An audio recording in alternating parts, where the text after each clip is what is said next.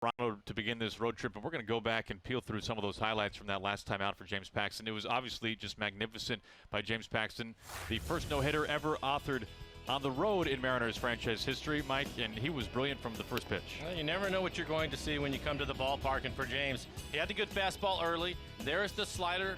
Remember the outing before we had the 16 strikeouts? The slider was a big pitch for him, but as this one moves along, you're going to see his curveball more and more. In fact, he threw his curveball more than his slider to get the no-hitter.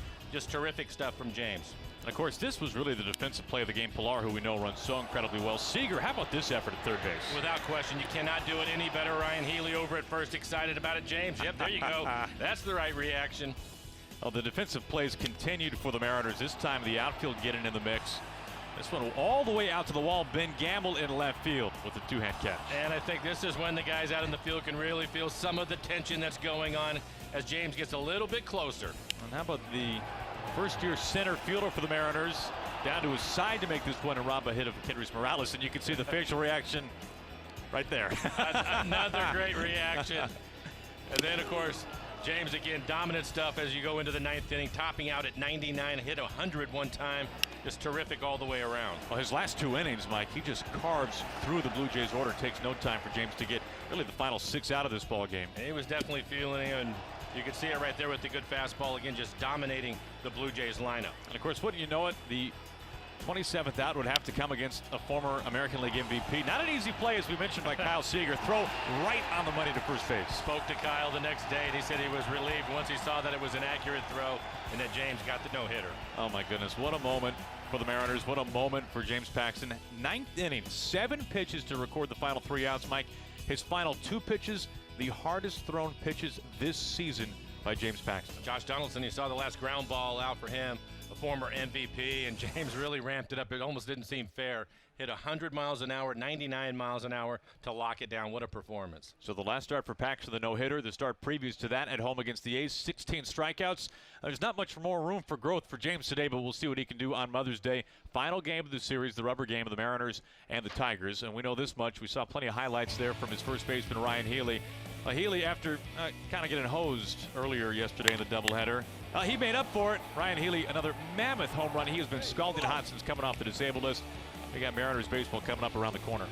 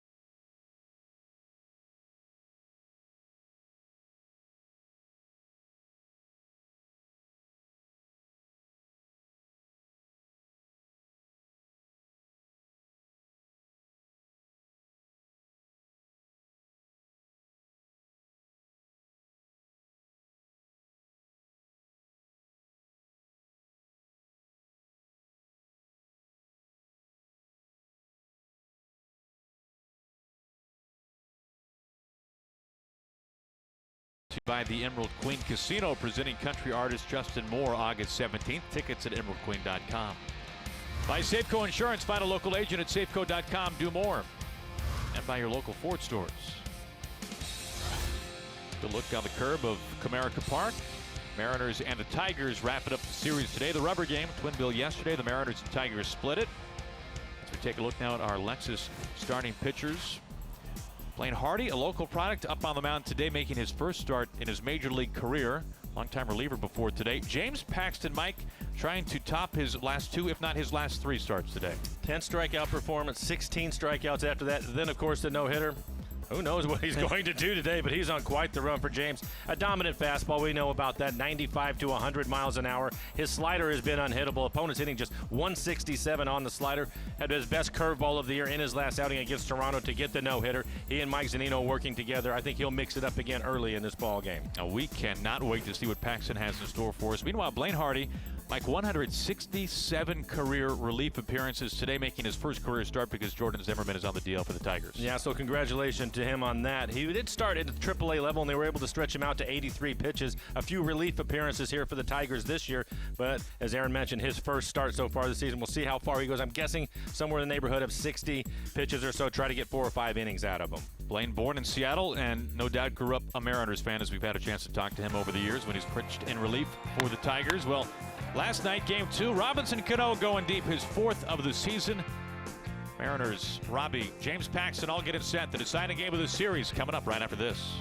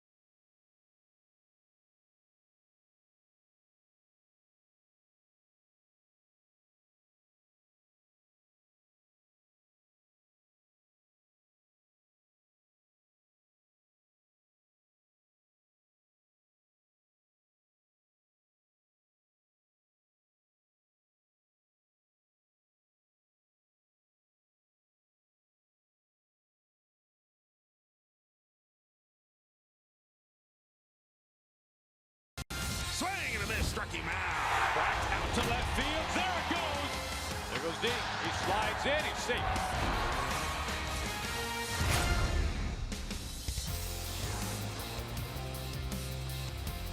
A little surprise, some Big Maple fans making their way inside Comerica Park today. James Paxton making his first start following his historic no-hitter north of the border. Happy you could join us on a very happy Mother's Day. Aaron Goldsmith, Mike Flowers, our entire Root Sports crew. The rubber game of this 3-game series, the Mariners and the Detroit Tigers, as the sun is starting to break through the clouds just a little bit. Take a look at the Mariners' jack-of-the-box starting lineup and a familiar face back at the top of the order. Yeah, D. Gordon in the lineup. He's going to lead things up. Robinson Cano hitting 3rd in the lineup. A 3-run home run in last night's ballgame. Robinson now with 4 home runs on the year. Kyle Seager has been a hot hitter, 3 for 5 yesterday with a couple of doubles. And Ryan Haley hitting 7th in the lineup. Hit his 7th home run over the last 15 games last night. He also had 3 RBIs in the outing. Meanwhile, we mentioned Blaine Hardy, Mike, now 31 years old, out of Seattle, Edmonds Woodway High, making his first career big league start. Yeah, a couple of relief appearances as you look at the numbers overall. For him, his fastball right around 90 miles an hour. Off-speed pitch, his best one is a changeup. He'll mix in a cutter and a curveball to go with it. Look at the defense behind him this afternoon. Jacoby Jones will cover a lot of ground in center field, and you need to. It's 420 feet to dead center field. Pete Cosmo, we saw him last night at shortstop. He'll move over and play third base this afternoon. James McCann will do the catching.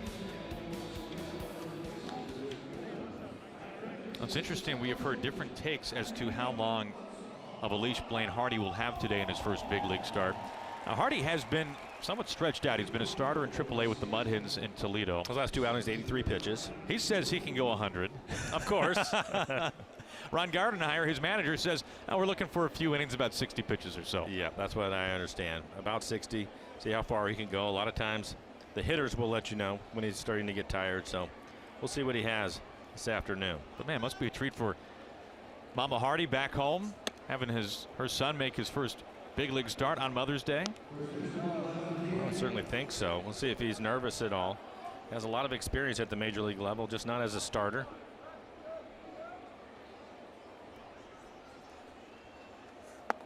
Oh. 2-0 on D. Jordan Zimmerman on the disabled list for the Tigers. That is what has opened the door for Blaine Hardy to get the start today. Soft pop up into shallow center field. Jacoby Jones, Mike was just talking about him there for out number one.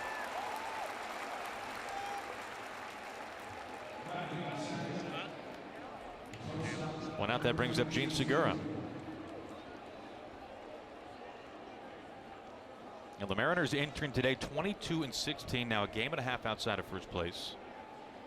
Top three teams in the division separated by a game and a half. Continues to be very tight and stand to reason that it will for the majority of the season.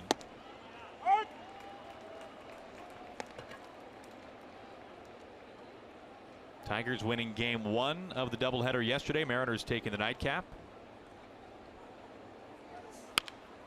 Into left field and sinking in for a base hit. Segura aboard, a single with one down. And we are excited to see James Paxton up on the mound at the bottom of this first inning. And now the question, of course, Mike, is how long can Paxton go without giving up a hit? You look at the individual no-hitters in franchise history. For Randy, who spun the first ever, his next start against these Tigers, a single by the second batter that he faced. Now, of course, one that you were a part of, Mike, back in '93. Fazio, who's now the pitching coach for the Tigers, of course, a leadoff single against the Red Sox, and then the perfecto, the last perfect game in big league history. The next game, a leadoff single. We remember Iwakuma's at home against the Orioles. His next game, a single by the second hitter. So can Paxton make it past the third hitter without giving up a hit? I think it's time to change that a little bit. I think so. We'll see where James is at there early on. Again, for him, typically it's mechanics early in the ball game, but we'll see where his velocity is in the first inning. 1 ball and 1 strike to Robbie.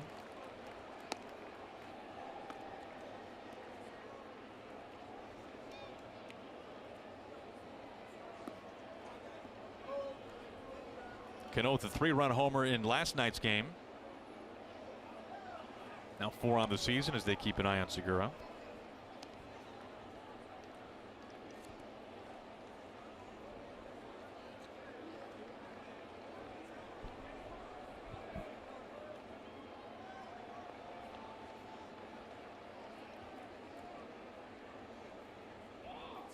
Again to first base.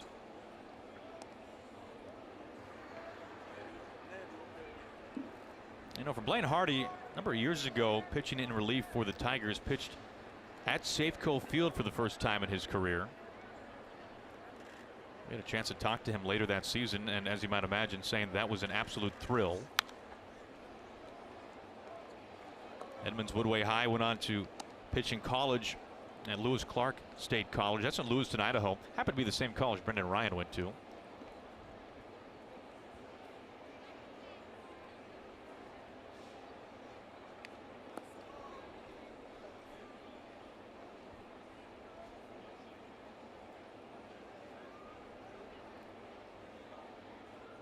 The 1-2.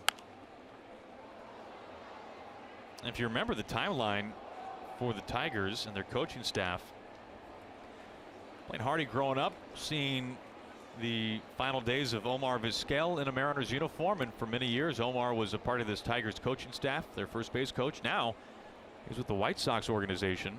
He is their skipper in high A ball in the Carolina League. Segura taken off, and he slides in there without a throw.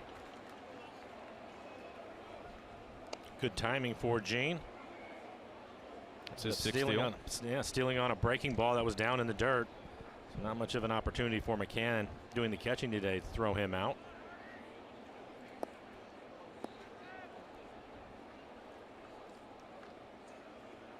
One out right away, a man in scoring position here in the first inning for the Mariners. This time is called. Paul Noward, our home plate umpire, with the pink mask on today. Another foul ball. And good to have the skipper back. Scott Service back after missing yesterday's doubleheader. Off to Ole Miss to attend the graduation of his daughter. Special moment in the Service family.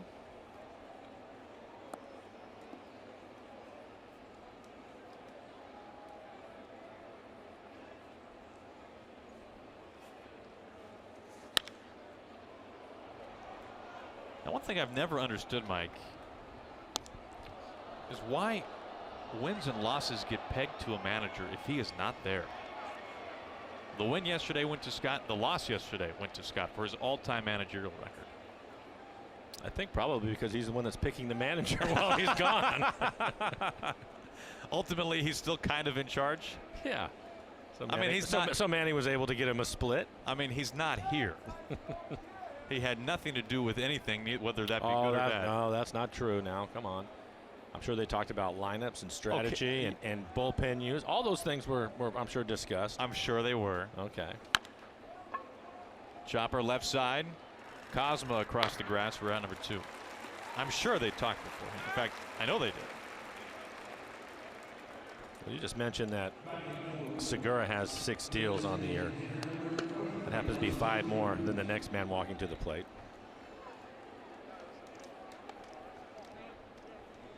That was a money bag at its finest last night. For those of you that didn't see it, Nelson Cruz surprised all of us and ended up getting his first stolen base of the year in last night's ball game. And seeing his reaction at second base, he was pretty proud of it. Well, yeah, as he should be. Especially after it was challenged and upheld. Yeah. 2 outs, a man at third. Now he looks at strike 1, top of the zone.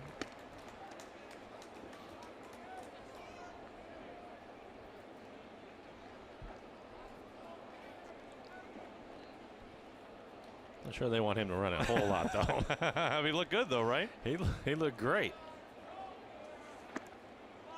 How would you rate that slide from Nelly? Did you start just a tad early, Mike? A little bit, but he was able to get in their hands on the outer half of the bag. You saw the numbers. I mean, it's not the first time he's ever done that. Yeah, it's the first time since the last Olympics that he's done it, though. Almost 80 steals in his career. Give him some credit. 1-2.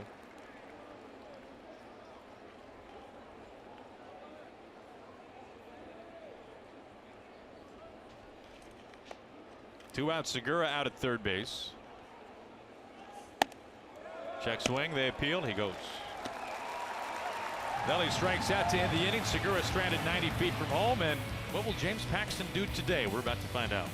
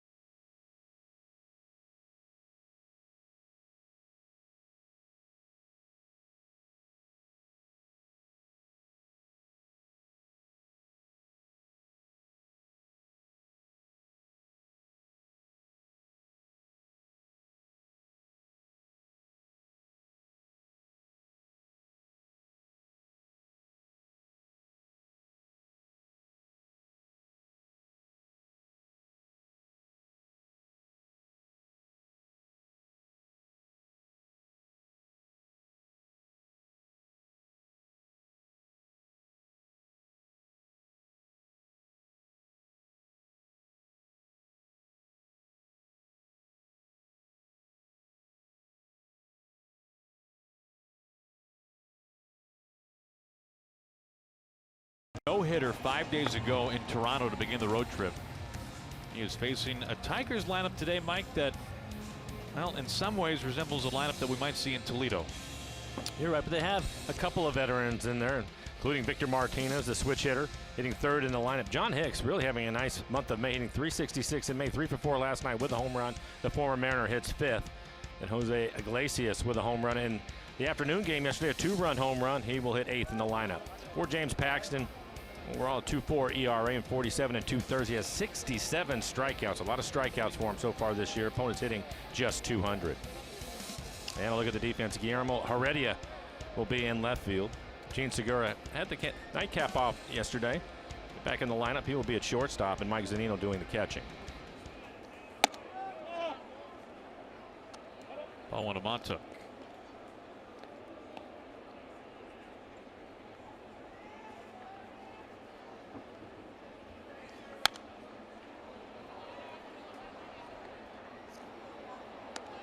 Now, Paxton's last 3 starts, a combined 2 runs his last 3 times out. 33 strikeouts over 22 innings.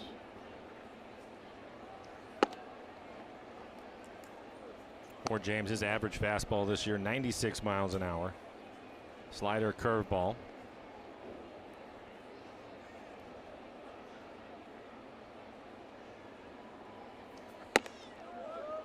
Three and one.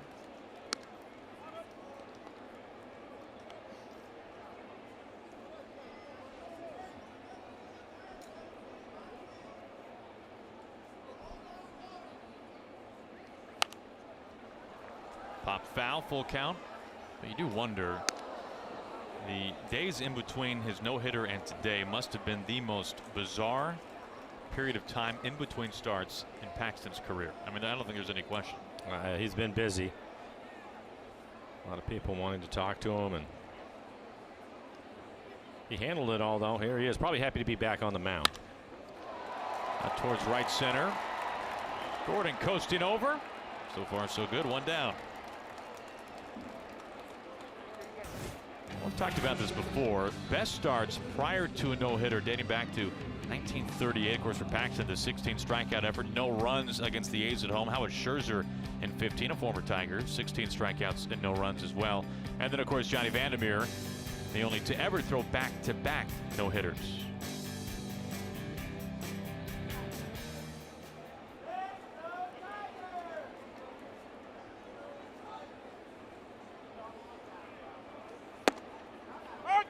Pete Kozma gets the start today at third base. Nick Castellanos, the right fielder, had his hand hit yesterday. That's why he is out of the lineup today. Goodrum is in right field. And the young, really promising third baseman that the Tigers have, Jeimer Candelario, getting a breather today. A little bit of a different look in a number of spots for the Tigers this afternoon.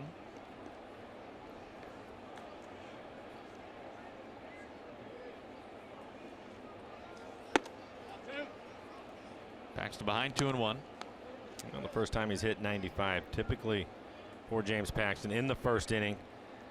Tries to iron out some mechanics. You'll see his fastball 93, 94. A couple of 95s here and there. But as the game moves on, it's typically when the velocity will go up.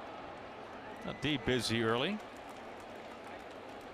And Paxton has made it deeper than any other Mariners starting pitcher who has thrown a no-hitter. He's retired the first 2.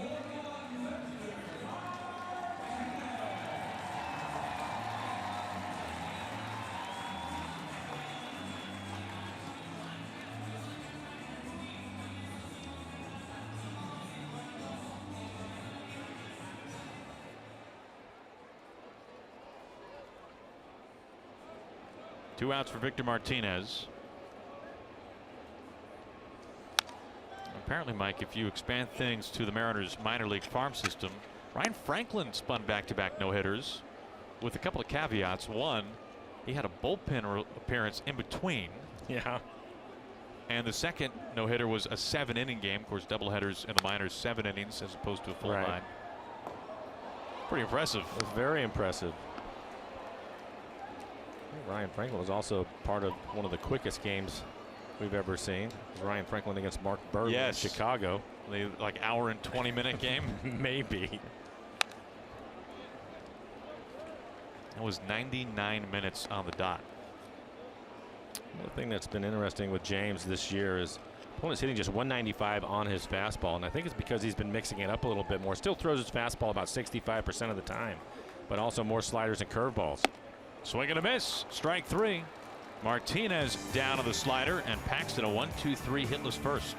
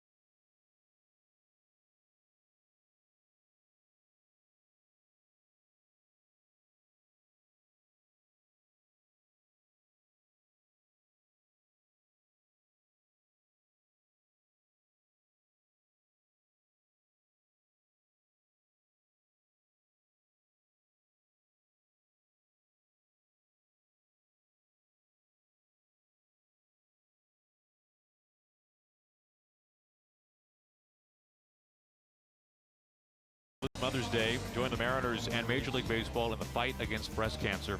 And seeking a cure, we stand with the countless individuals affected each year.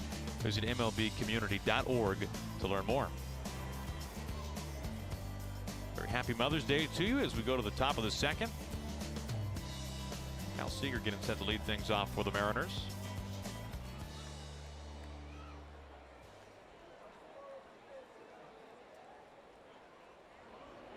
Hardy was able to strand Segura at third base in the first.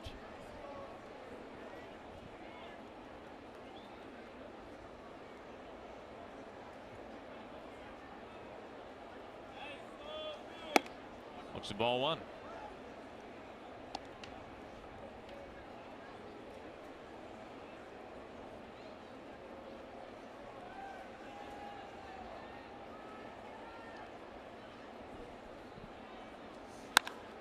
This is lifted out to right field, has carry, back to the track, Goodrum out of room, gone. Kyle Seager leads off the second with a blast. His 7th this season. He gives the Mariners an early 1-0 lead.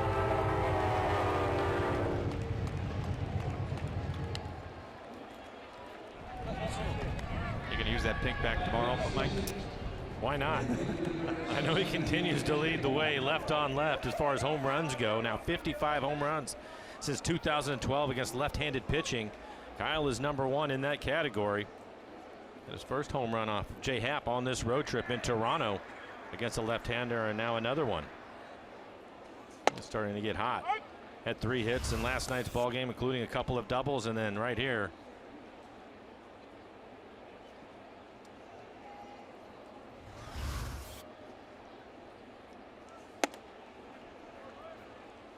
One to Haniger.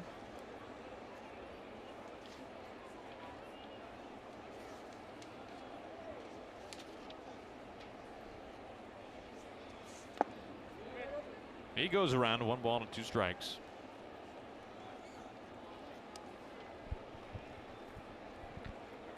Haniger hitting .341 against left-handed pitching this year.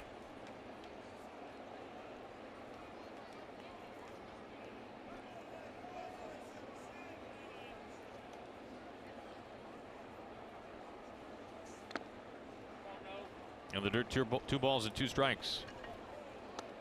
I guess Kyle shows no signs of 3 games in less than 24 hours, Mike. No, it's It's a lot to really think about. When we first started talking about it yesterday at the beginning of the day, going into the doubleheader, knowing that they were coming back for a night game or a day game today. It's a lot of baseball, but I think the guys, the veteran guys especially, they set their mind to it and they can handle it. I think when it's going to get tough, especially because after this they have to go to Minnesota. They have the night game tomorrow, fly home, get home in the morning. Another game Tuesday night at Safeco Field. It's going to be Wednesday, that day game. And a left field base hit, Mitch Haniger. Mitch continues to hit left-handers. Again, hitting .341 the start of today. A run in, a man aboard, nobody out. This copyrighted telecast is presented by authority of the Seattle Mariners and may not be reproduced or retransmitted in any form. The accounts and descriptions of this game may not be disseminated without the express written consent of the Seattle Mariners. But I think that Wednesday game is when it's going to be the most difficult probably for the guys to try to get through that game and get back on schedule again.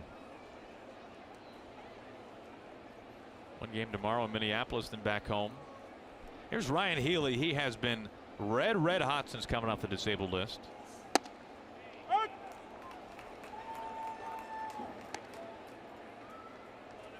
15 games since being activated. Healy batting nearly .340.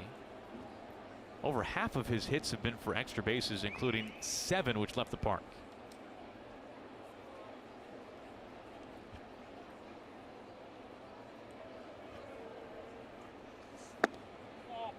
One. Out of the 7, I don't think any of them have been a wall scraper. Do you? Not at all. Not one bit. It's no doubt about it. As soon as he touches it off, it's. I mean, until Zunino hit one over the restaurant in Toronto, Yeah. It was Healy's that was incredibly impressive. Right.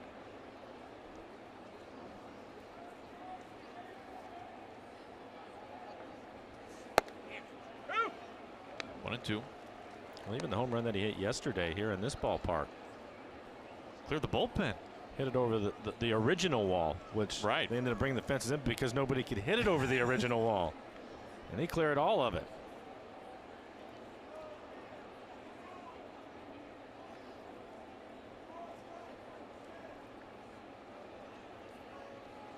The 1-2. Swinging after a high pitch there. Healy down on strikes. 1 out. Second punch out for Blaine Hardy.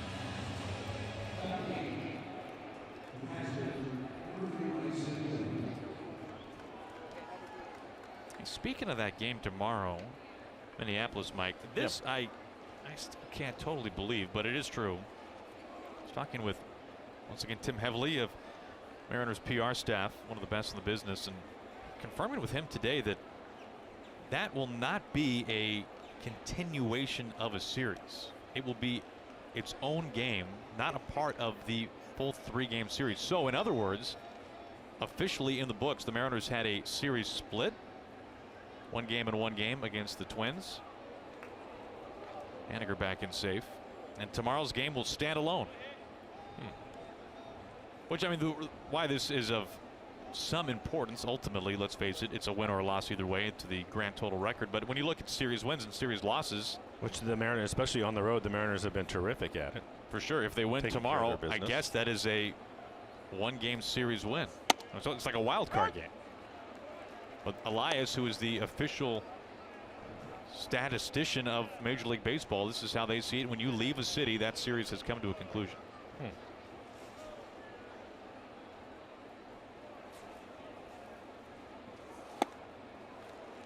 1-2. Well, that's interesting. But you, again, this morning you told me I was going to learn something today, and I just did, Aaron. Thank you. I tell you that often. It normally isn't always true. Mike behind, 0-2. A run in on Seager's leadoff blast.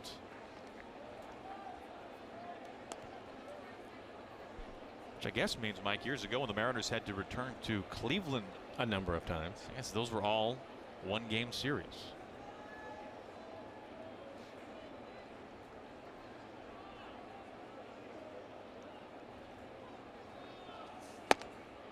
Down on strikes, back-to-back punch-outs by Hardy.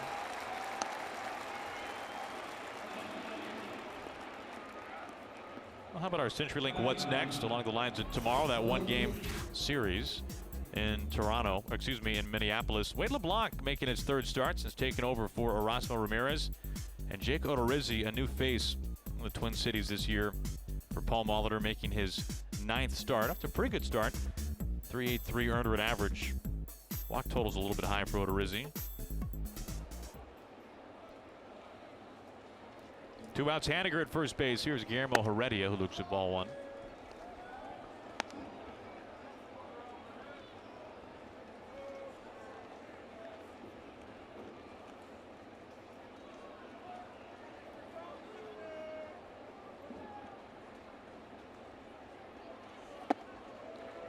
Ball and a strike. And there's the good changeup.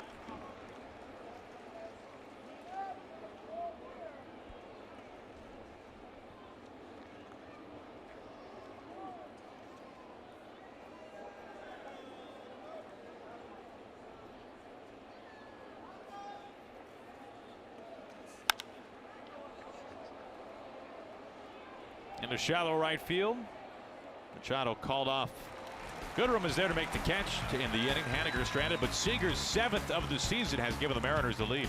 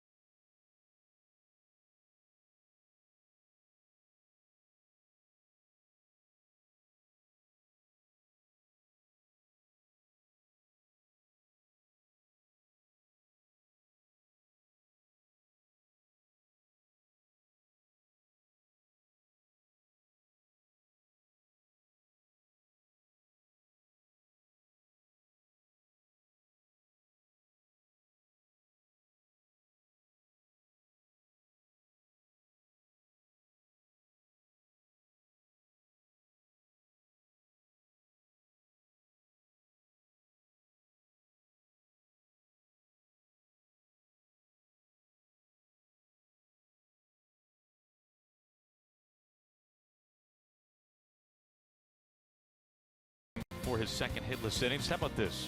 Dating back to 1974, most innings pitched following a no-hitter without allowing a hit. So 6 innings is the high water mark. You see Verlander, the former Tiger, 5 2/3. And how about Dennis Eckersley in 1977? That game was against the Mariners at the Kingdome, and the only hit for the Mariners that day was a Rupert Jones homer. First All-Star in franchise history.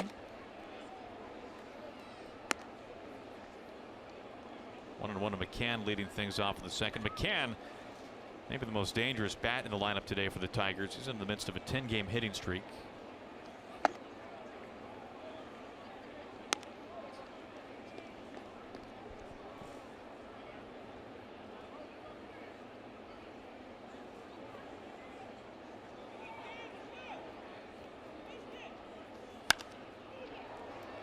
Slicing foul over towards right field, 2-2. And so far for James, we've seen 94, 95 miles an hour. That's where he's topped out so far in the ball game. So he has a pretty good slider going for him today. Really haven't seen the curveball yet.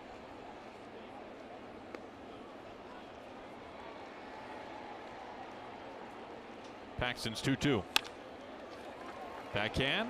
Segura takes his time. On the mark to first base, 1 out.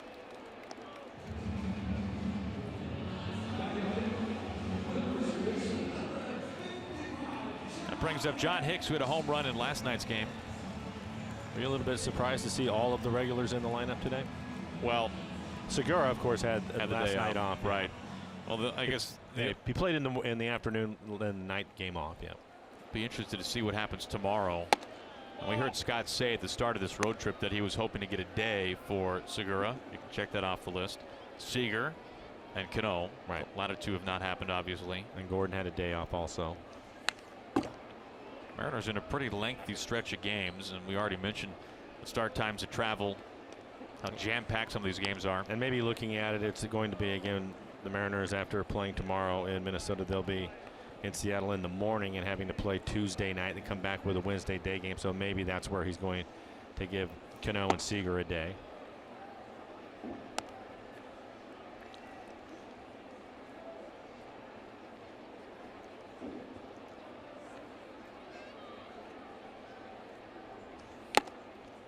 Back to Zunino's glove. His best fastball so far at the top of the strike zone. I think that's something that's been a little bit different too. Mentioned for James that the amount of fastballs that he's thrown this year is down a little bit. He's right around 65%. In the past, we've seen him over 70. Good fastball inside at 97, so starting to feel a little bit better about things. But opponent's hitting 195 on his fastball, and I think if you look at his slider down, the way this curveball was breaking down, and this is something that Scott Service has talked about, that high fastball for James has been a real weapon, and he saves it. Soft pop-up.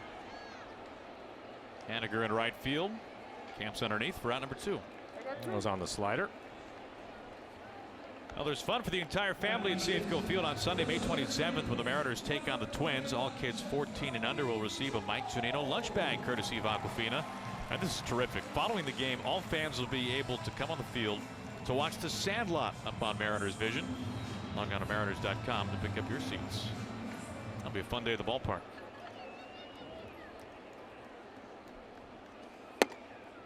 Strike one to Jacoby Jones.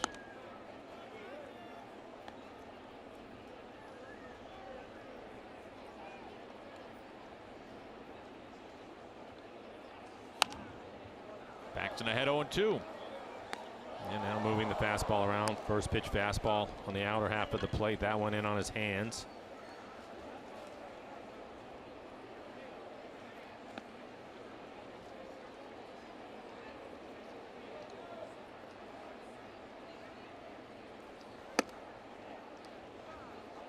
One and two.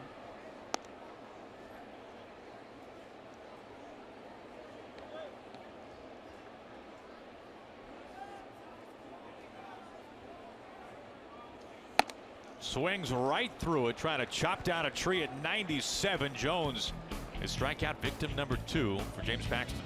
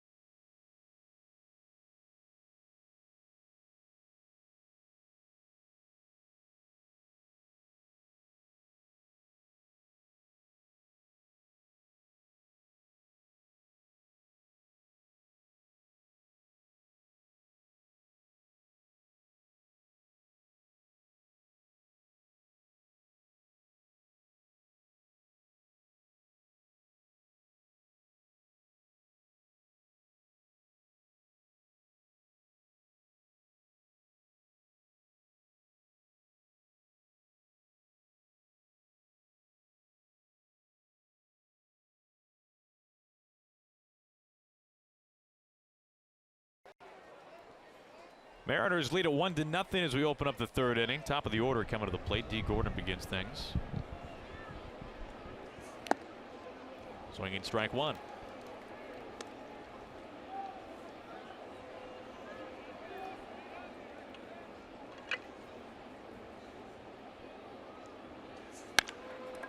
Up the middle into center field. D. Gordon, his first hit today. We head back home and check in with Angie. What's happening, Ange?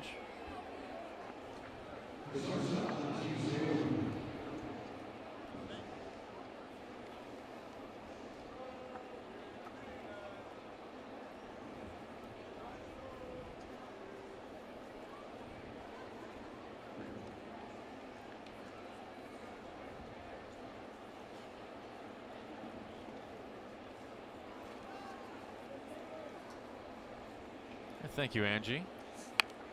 Segura pops this. There's that number one. Not according to plan. Good idea. Just did not execute it. We've seen Segura do this a number of times this year. We were able to get the bunt down. That's the first time we've seen him pop it up. Well, I hope Kelly Monroe's having a fantastic Mother's Day. She does phenomenal work. Mariners baseball info, quite the anthem singer as well, and a wonderful person to have on staff for the Mariners. 1 out, 1 on. Here is Robbie.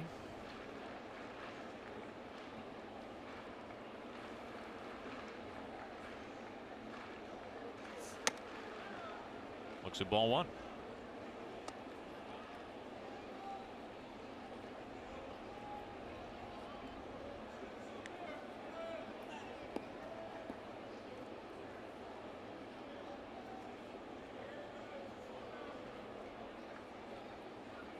When you think back to Paxton's no-hitter, it's always fun years from now reminiscing on no-hitters, and for you, Mike, no-hitters that you were a part of. For the rest of us, no-hitters that we watched. And anybody can look up a box score of a no-hitter and see what happened exactly, almost pitch by pitch. But to me, when you look at the way that his no-hitter unfolded, I'm really curious for people, including you, Mike, what your favorite moment is of that no-hitter, because there were a lot of really incredible things that happened. Obviously, the defense stands out. The velocity we saw from James stands out. The emotion from not only James until the very end, but all the guys involved. I mean, things that you can't just find by going to baseballreference.com. Yeah, there are a number of things for myself. I think that seeing hundreds of games, having an opportunity to play, to me, I was watching the game unfold, and I knew that James had special stuff. Probably by the time he rolled into the 4th, 5th inning, that's when his curveball really started to come alive for him. But to think no-hitter that early in the game isn't something that you expect to happen, because I know how much luck is involved also. But once he was through the 6th inning, then I was thinking to myself, okay, with the way he's rolling now, his velocity is going up even another tick. He's going to get it. But that's when all the great defense happened. Yeah. You know? And so to me, I think James's reaction after the play that Kyle made in the 7th was terrific. The one that we just showed of D. Gordon when he made the play in center field. I think all that stuff is the best. Mott took into the corner in left field, a foul ball. Seeing James facing Donaldson to try to get that last out, a former MVP, and all of a sudden the velocity goes up even another tick, and to see 100 miles an hour, that was pretty awesome to watch. The reaction of everybody once he sealed the deal and it was done. So I think there's a combination of things that you look at that you kind of go through in that outing. But I probably, if I had to pick any one of them, it would probably be James's reaction to the play that Kyle made. And then after the fact, after all of that is done, two things stick out in my mind. James the next day, everybody, wanting to talk to him and take pictures, and seeing him after he was done with all of his obligations down the line, taking pictures and signing autographs for the fans that were there. Blue Jay fans and Mariner fans alike. I mean, Rogers Center was selfie central for James Paxton. It was terrific. And then just a brief conversation with Kyle, and knowing that here's a guy that has a Gold Gloves, been an all-star, been in the league for a long time. And to know that he was even nervous at the moment to try to seal the deal for James, and talking about how relieved he was when that last play and the routine play, which really wasn't that routine. Right. He made it look that way, but once the throw was on its way to first, and he said that he could finally take a deep breath and be relieved. I thought that was a situation that really tells you a lot of what these guys think about James. There's no question. Yeah. 1 out, 1 on, 2-2 to Cano. You mentioned the. Now that was a lot. How about you? Oh, you mentioned the spectacular play that Seager made.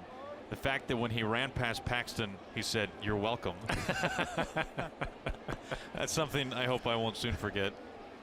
But also the fact that his final 2 pitches were the hardest thrown pitches of the season. 199. And the pitch number 99 was at 99 miles an hour.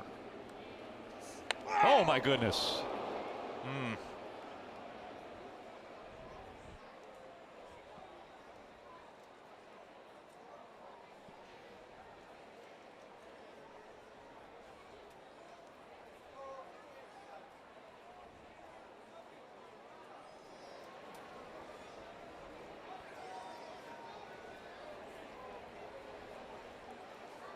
That does not look good or sound good.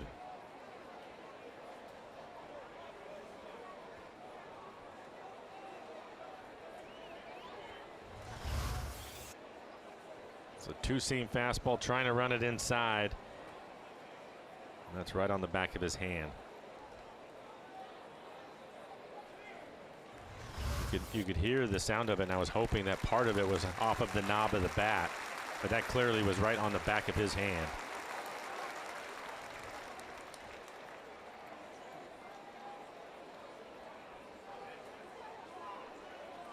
Boy, it sounded loud enough to hit the knob, didn't it? Yeah.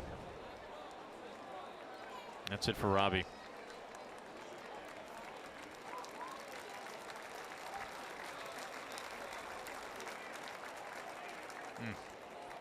Romine will run for him.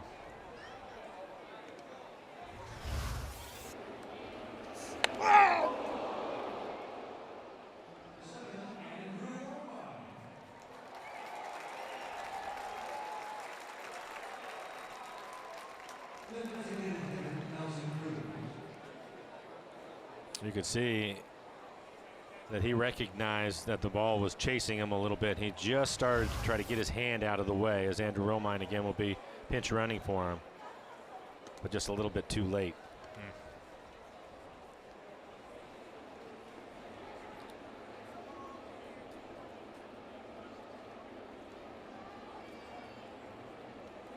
2 on, 1 down. Here's Nelson Cruz.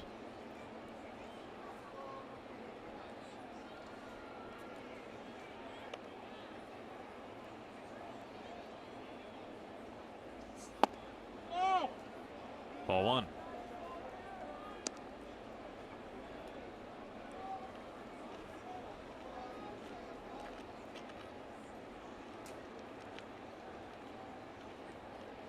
Two on, 1 down.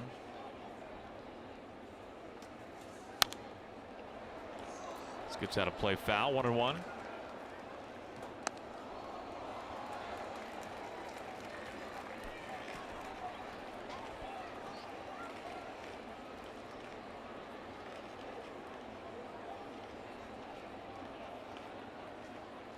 Mariners lead at 1-0 thanks to Seager's leadoff homer in the second.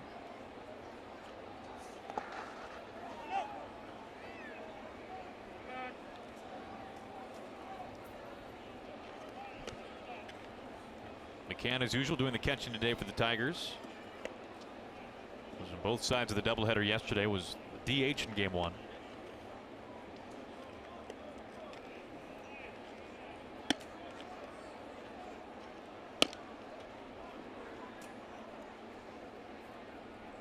Two-1 to Cruz. Pops it up off the hands. McCann looking for it. And the Tigers catcher puts it away for round number 2.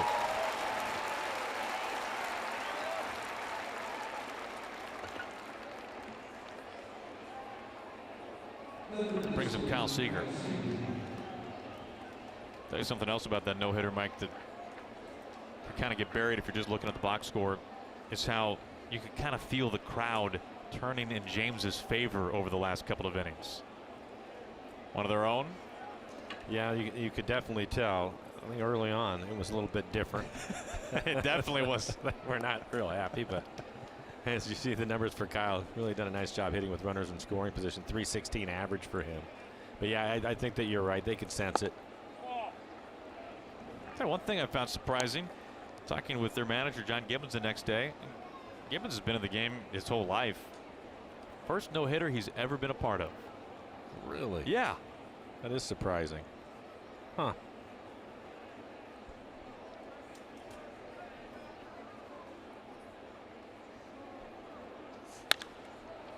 The 1-0 out to center field. Jones patrols in a few strides to make the catch. To end the inning, the Mariners strand 2. They take the lead at the bottom of the third.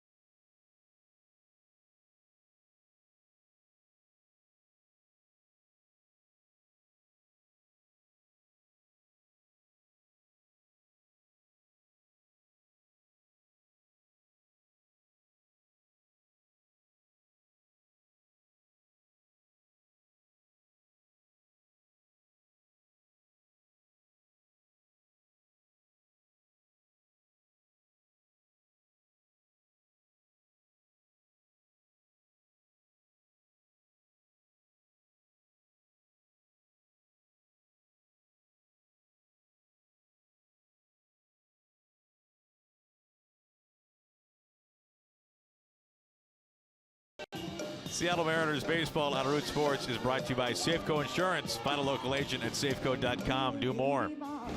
And by Virginia Mason Orthopedics and Sports Medicine, making bodies happy again. Final game of the series at Comerica Park. First pitch strike from Paxton. Nico Goodrum, the right fielder, to lead things off. Made his major league debut last year. Up the middle, and of course, it's Nico Goodrum. So the hitless streak ends for Paxton after 11 innings. Heck of a ride. Well, it's on a high fastball, 94 miles an hour for James, and it's elevated but out over the plate. See, Mike was set up on the inner half, and James missed his location. Solid line drive base hit back up the middle. Nico Goodrum. So we start talking about strikeouts now? Yes, that's exactly it. Poor James, his season high is 16. Iglesias pops up the first pitch. Healy over. Now that was going to be the challenge for James, is how aggressive the Tigers were. So you know they're going to be swinging early. Up to miss location. They can time the fastball right. You know, Mike, I would never root for James to give up a hit. But if the only hit the Tigers have today is Nico Goodrum, I'm going to have a beef with that on the flight to Minneapolis. I mean, we need Victor Martinez to get a hit. A harmless one. Not going to do any damage. So are you gonna hold court in the entire back of the plane about it? I would hope so. Well, that's going to happen probably. Probably. I don't blame you. It's a short flight. All right. There's Dixon Machado.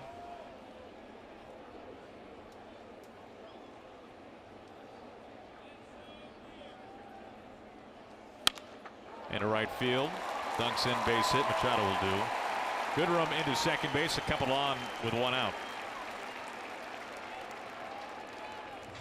The Orca card is all you need to ride the Sounder train, link light rail, buses, ferries, and streetcars. You can learn more at getorcasmart.org. Mike, we've talked about James and the high fastball a lot. I think it's important for people to realize, and Scott has commented on this, that in today's era, the high fastball has become so in vogue, but even for a guy with elite stuff like James, it is not as easy as just rolling up onto the mound and just start pumping high fastballs. No, it's not an easy thing to do, because remember, you have to hit the top of the zone.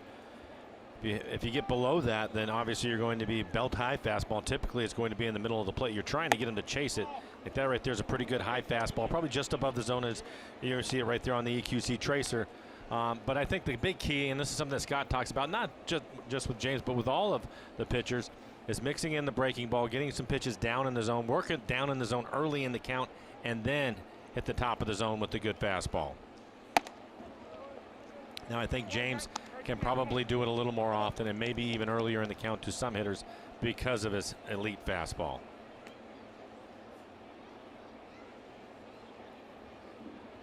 I took a hit 2-0. But we've even seen that with Marco Gonzalez with his changeup and his curveball, his cutter, and then use the fastball at 90 to 92 at the top of the zone. Into center field, base hit. Coming around third base. Goodrum headed home. He's safe. Throw to second. Tag applied. Safe there also.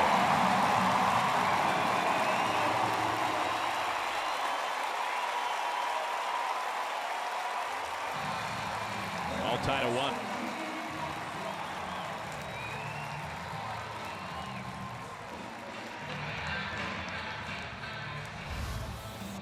1. Solid line drive base hit from Matuk, the leadoff hitter. He with a strong throwing arm. There's a little bit too much air underneath this one. Misses the cutoff man, so Mike trying to catch it out in front of home plate. Everybody will move up a base.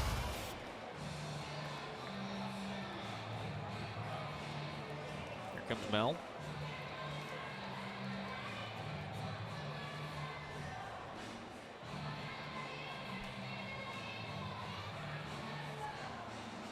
Scott also out of the dugout.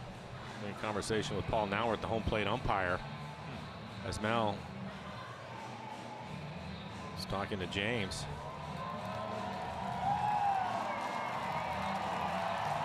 Any idea what that might be about, Mike? No. Well, they're going to talk.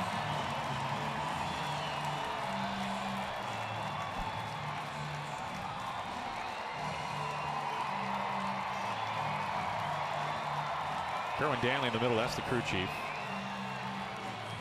Well, everything looks straightforward to me.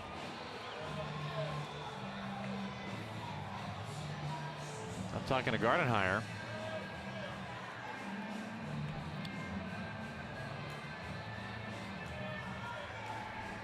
Sounds like maybe the phone in the dugout is down. Yeah, if the video's not working and they can't challenge calls, and I'm not sure that they even want to right here, but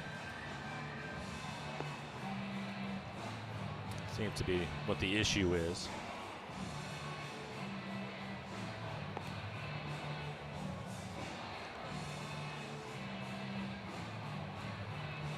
Well, if the phone is down to reach the video room, then the Mariners will be allotted more time if they decide to challenge a play or not, because they would have to physically run from the dugout to the video room.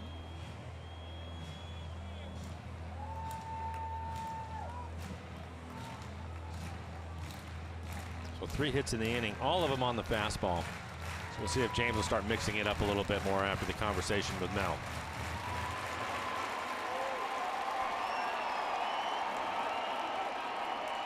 Go ahead run at third base. That's Machado. Mott took it second. Scott giving directions from the dugout. He wanted Romine and Segura to play deep, but you have the corners pulled in.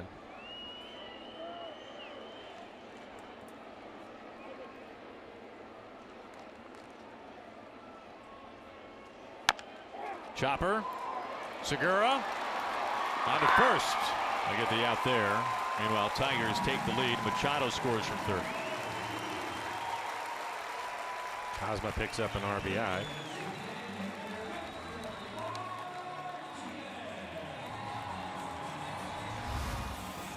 Just one play for Segura. Thought about maybe even barehanding it. I think he did the right thing. He used the glove. He had time. Throws him out by a step and a half. Strong throw from Segura. Here's Victor Martinez.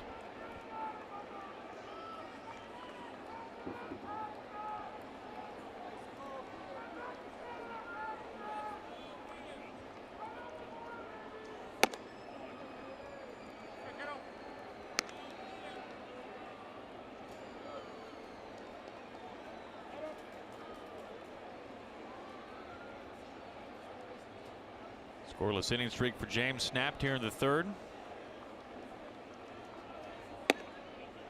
1-1. That was a curveball. We'll see him using the curveball a little bit more. They've now 41 pitches, 28 strikes overall.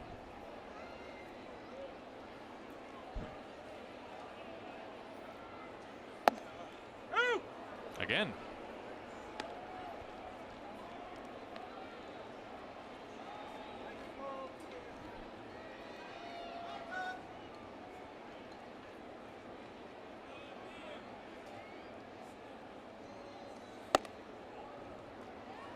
That's more of the combination that you and I were talking about, Aaron. You see a couple of curveballs and then the high fastball after that. Makes that fastball maybe even more deadly, huh? It does. See if he goes to the slider here or the curveball again. That was the slider. Boy, good pitch. Yeah, missed it. Get the call right at the bottom of the strike zone.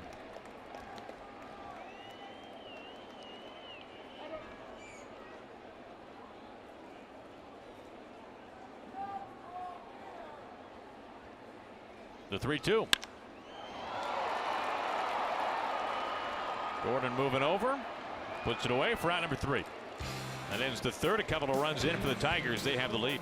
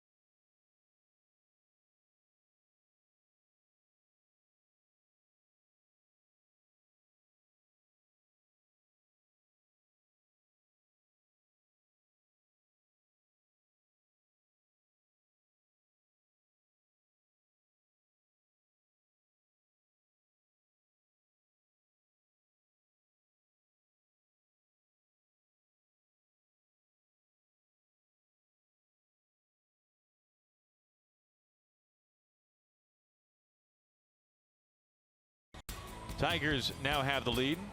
2-1 as we move to the top of the fourth. Baseball fans and green thumbs alike, join us Saturday when the Mariners host the Tigers for Felix Hernandez infield grass bobblehead night presented by KeyBank. This one-of-a-kind bobblehead actually grows real grass. You can pick up your seats by going to mariners.com.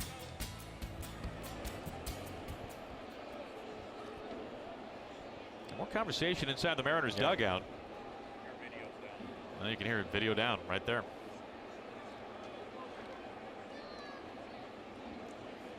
Good job by our on-field mics. But Mike, I do wish, as we see baseball changing little by little each year, it seems like, I do wish there was a way for not just us, but everyone in the ballpark, the fan base, everybody here, to kind of have a better idea as to what's going on in situations like this when you see umpires meeting with no clear cause for reason. Obviously something's going on. So some sort of announcement? Something like that. I'm not sure exactly what the solution is. I mean, obviously, I'm much better at pointing out the problem than solving it. You know that very well. Yeah, everybody probably wondering what the conversations are about. It could be a lot of different things. I mean, not to go to the extreme as the NFL or college football where the home plate umpire or the crew chief actually has a microphone. But maybe that's the answer. I don't know. Just kicking it around. Even if they just put something up on the scoreboard. Yeah. Obviously, it would have to be relayed somehow from the field to upstairs here in the press area. Foul territory. Hicks over by the railing, makes the catch. Haneker pops up foul on number 1.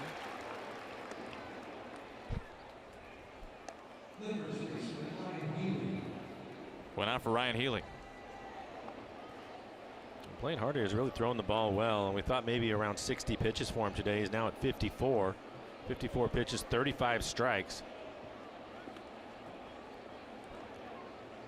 He's really mixed it up. He's had a pretty good fastball today.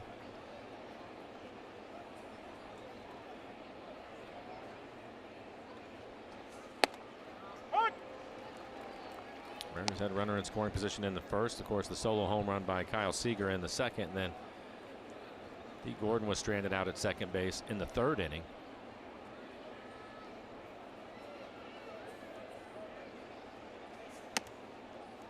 Up high, 1-1.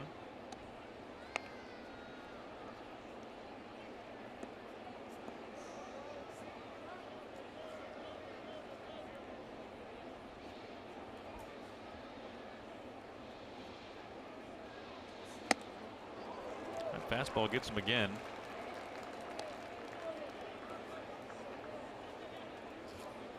We saw Healy chasing that his first at bat.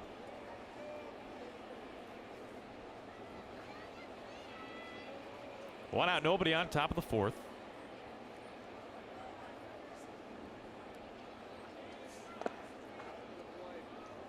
This time curveball dropped in low, 2-2.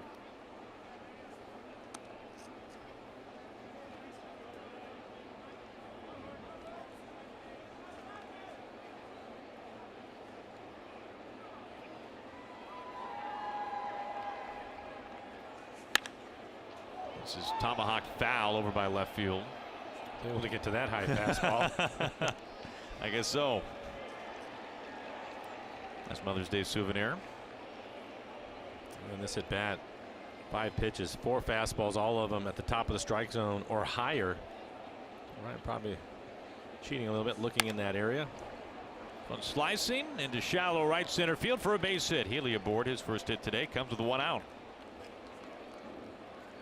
That brings up Mike Zunino, who was behind the plate for Paxton's no-hitter. It was Mike's first no-hitter in the big leagues. And how about this? Hitting a homer while catching a no-hitter. The first to do it since David Ross back in 2016 with the Cubs, who caught Jake Arrieta's no-no. Alex Avila back in 11. Veritek 2008. Charles Johnson back in 1997. A little piece of history for Mike.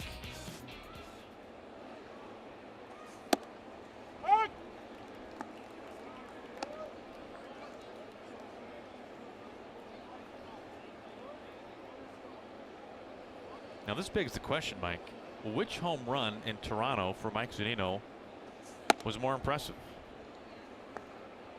Because we saw him basically make Rogers Center crumble when he hit one off above the facade by the restaurant. But the home run that we're referencing, the no-hitter, as he pokes this into left field.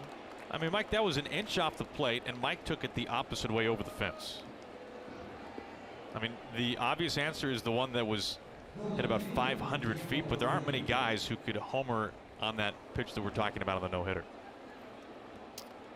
Yeah, I think that as far as hitting goes, I would say the one that he hit to right field, as you mentioned, just off the corner, at the knees or just below. There aren't many right-handed hitters that are going to hit a home run to right field on that pitch. So that was a special swing from him. But when you put a dent into the facade above the restaurant in center field, I'm going to lean towards that one. On the next day, there's a guy with plaster applying it to the wall. It was impressive. Let's see if Heredia Get a clutch base hit. Mariners 0 for 4 with runners in scoring position this afternoon. 1-1.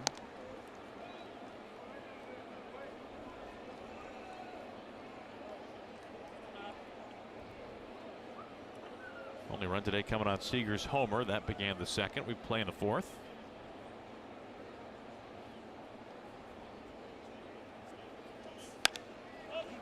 Popped up. Goodrum makes the catch for out number 2. Well, Mike, time to take a look at this day in big league history. We go back to 1958. Mike, one of the greatest hitters of all time, Hall of Famer, Stan the Man Musial, picks up his 3,000th hit. And Mike, I think Stan Musial is the part of maybe the best stat in baseball history.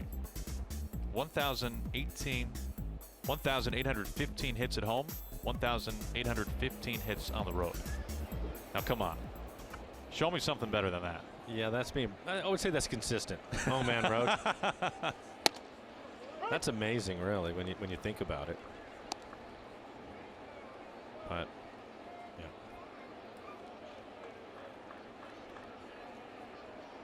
Two outs, 2 on. Here's D. Gordon. Over the course of the year, you're going to work what? How many games this year? 154, something like that? In right center field. Healy coming around. Ryan Healy chugging to the plate. He scores standing. Meanwhile, Zunino is into third base. D. Gordon tying this game up at 2 apiece in the fourth. Another base hit for D. A couple hits for him this afternoon. Got somebody getting a clutch base hit. Well, how about D. Gordon on a breaking ball, right? In the middle of the plate. Both base hits, line drives back up the middle. The Mariners in business. Tying it up. Runners on the edges. That brings up Segura.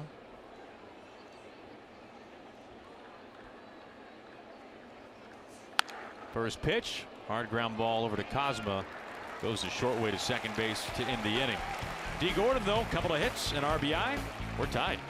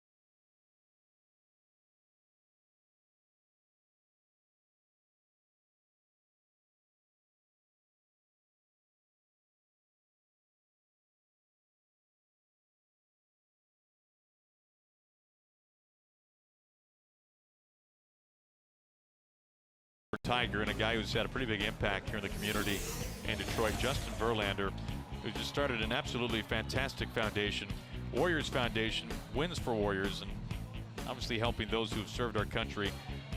And he put together a 2011 season we will not see duplicated. I don't think maybe, actually I will say for a fact, Mike, we're not going to see it ever again. I don't think so. He is the last pitcher to throw 250 innings. I don't think we'll see that ever again either. 6-time All-Star Verlander, of course, now with the Astros. You see him on a more regular basis these days. But really a charity that means so much to Justin. We've had a chance to talk to him before about it when he was here in Detroit. Really extending a lot out to families of veterans. So hats off to Justin Verlander. Paxton drops in a first pitch strike to McCann.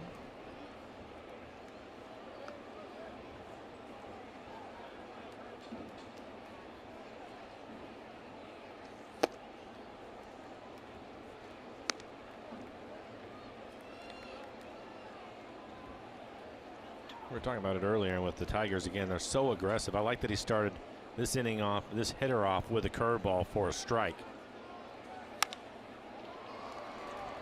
Loop into left center. Heredia wants it. Guillermo has it for 1 out.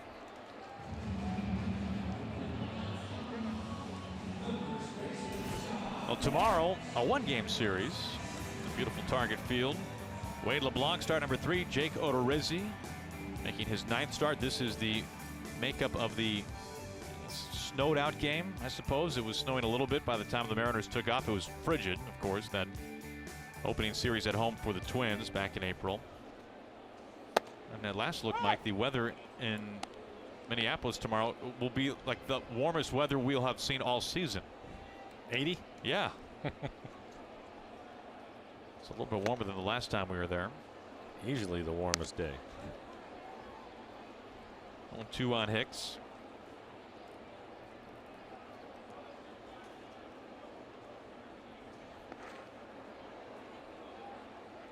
I was asking you about how many days you're going to work. Oh, right. And yes. the reason why Yes. is I want to know how many times you're going to be able to work Stan Musial. No, see, now this wasn't me. Mike, this. No, Oh, this was a layup. Don't I discredit history like that. He's a Hall of Famer, Mike. Absolutely. He's one of the greatest all time. Thank you. You said it, not me. Yeah. I just know that he's also your favorite, and you try to mix it in as much as you can. As Kyle Seager alert at third. Hot corner in full effect. There's out number 2.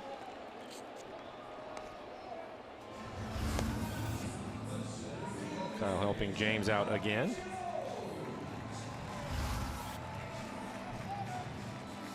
I'm surprised I haven't taken harmonica lessons because of Stan the Man. I'm not sure if I would like to see that or not. Now everybody, you have your sports heroes and your baseball players and all those different things. When was Stan your guy? When did you realize Well, that? How young were you? Well, spending most of my childhood in St. Louis, the Stan Musial statue is, I mean, outside of Roberto Clemente, has got to be the biggest statue at any ballpark in America.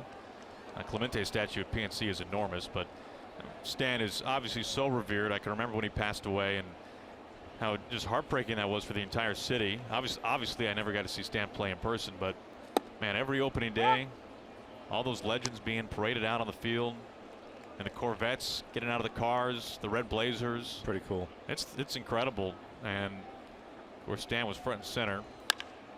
Tight to the line and foul ball, just foul.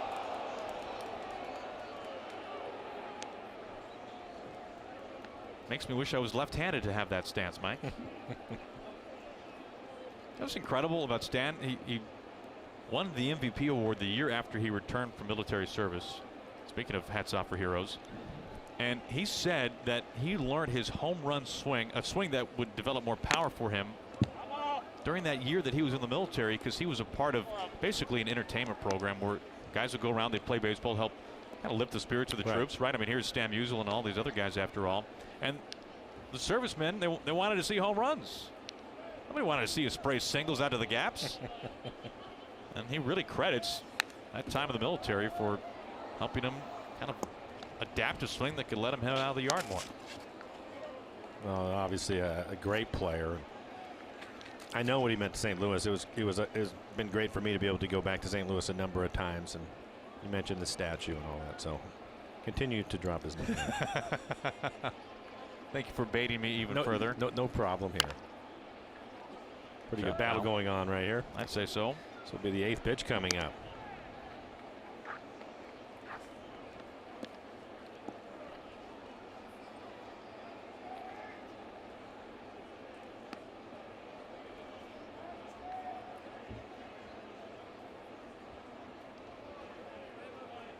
Another 1-2.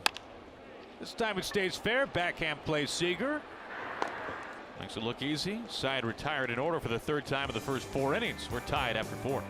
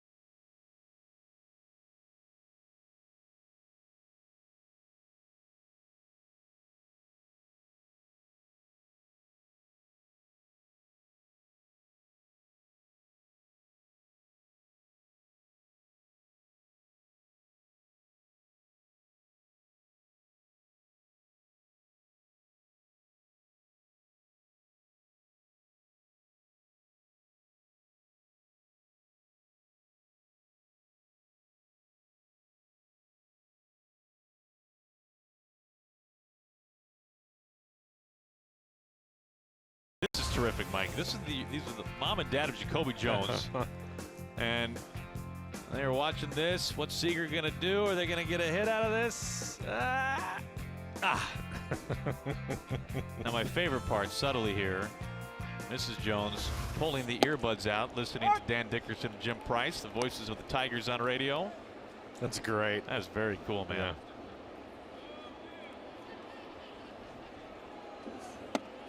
Two. First time up for Romine. He's taking over for Cano, who had to leave this game. We'll see what the update is afterwards. Was hit on the hand by a pitch. It did not look or sound good at all. Now, Mike, what is this with your mom and your dad when they watch you inside the box? I'm very fortunate in that my mom and dad, when I was playing with the Mariners, they were able to go to a lot of games. There's a solid base hit for Andrew. Romine aboard. So but they would show up to the ballpark all the time, which was great for them and great for me, and it was a lot of fun. But I'm just thinking about it, especially on Mom's Day. Happy Mother's Day, Mom.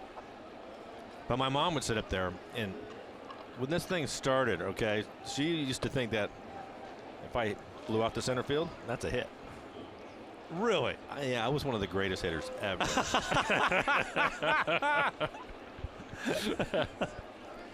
But then on the other side of it, my dad, who's the one that got me involved in the game at a very young age.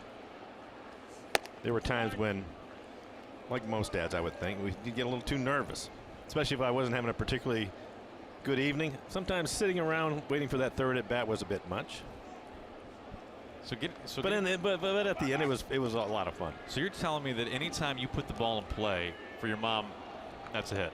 For a little, I mean, for a while there. Yeah. Eventually that wasn't the case. I think I might be able to top that. Really? Oh yeah. I can't wait. It's pretty close. I mean, now it was your mom that told you to roll the ball to first. She did tell me to roll the ball to first. That was a mistake. My first year playing soccer. Now I was so competitive, Mike. I was wearing basketball shoes with shin guards my first year playing soccer. I can see that. Yeah. The first goal I ever scored, I kicked straight up in the air. It went backwards, bounced over the 3-foot goalie that we had. And my mom is going nuts on the sideline because her little boy just scored his first goal against his own team. All the other parents, that's tragic. It's so sad. Mama Goldsmith just pom-poms everywhere. This is the greatest day in Goldsmith family history. Now, did you realize what was going on? Oh, I knew it. I was devastated. You kidding? I somehow managed to kick the ball behind me and score a goal, Mike. There's an art to that, I must say. Special talent. Yeah, moms are great.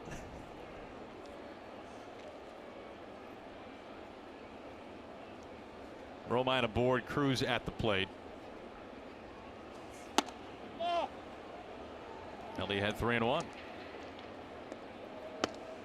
I mentioned it with Blaine Hardy.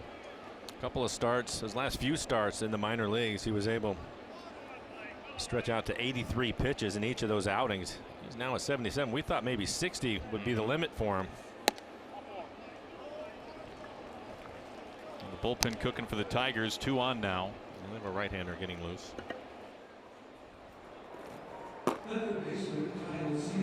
Soppold, we saw him yesterday. Saw everybody yesterday.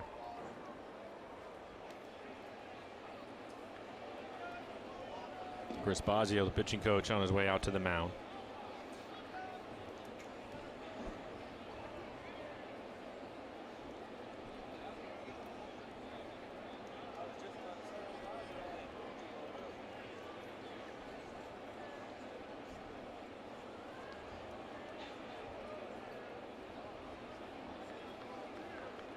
More than anything, just buying some time here.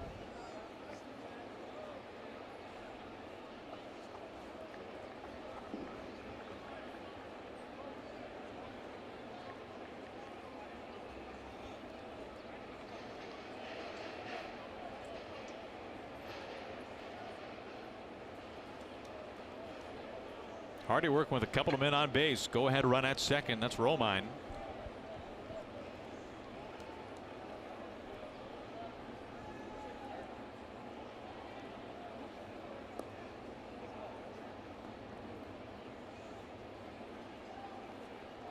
Seager homered in the second. D. Gordon an RBI single in the fourth.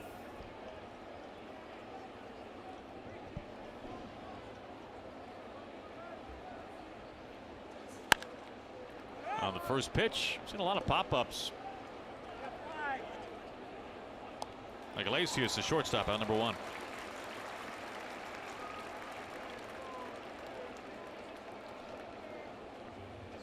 Start of today, the Mariners hitting .266 as a team with runners in scoring position, but just 1 for 8 so far this afternoon.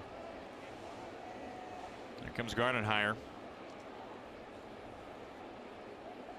It'll be Warwick Soppold to face Mitch Haniger. 1 out, 2 on. We've got a pitching change in the 5th, all time.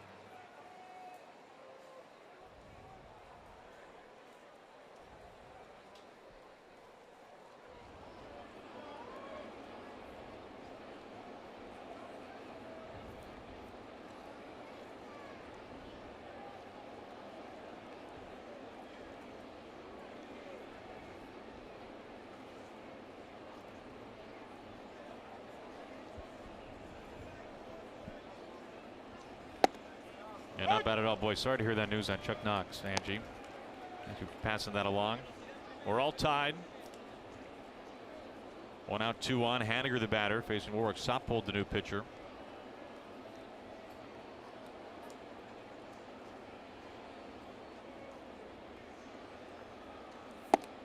Or Soppold. Pretty good fastball, average at 92. Slider, curveball, changeup to go with it. 12 appearances on the year. He's pitched well, a 2.84 ERA. 12 2/3, 5 strikeouts, 6 walks. Walks a little bit high for him, but opponent's hitting just 245. So he'll mix it up.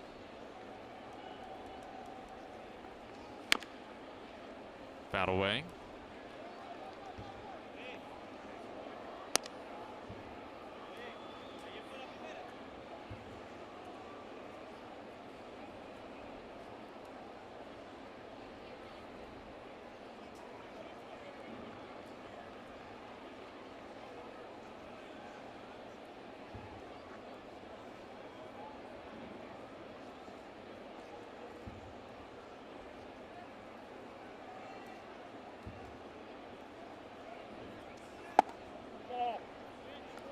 Two and two. Mariners a chance to take the lead here in the 5th.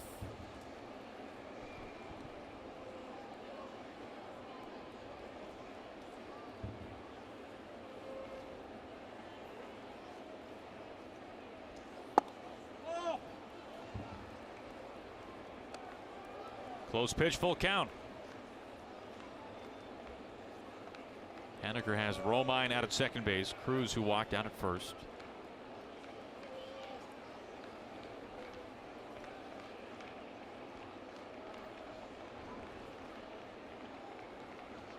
Now the payoff. Bases are loaded. Sop pulled out of the bullpen, walks the first man that he sees. Part blanket, part hoodie, altogether awesome. When the Mariners and Tigers square off on Friday, the first 10,000 fans will be able to wrap themselves in fandom with a Mariners blanket hoodie. Buy early and save by visiting mariners.com to get your seats today. Ryan Healy with a base hit his last time up. 1 for 2, scored a run. Base hit into center field. The Mariners have already had 1 grand slam on this road trip. Seager back in Toronto.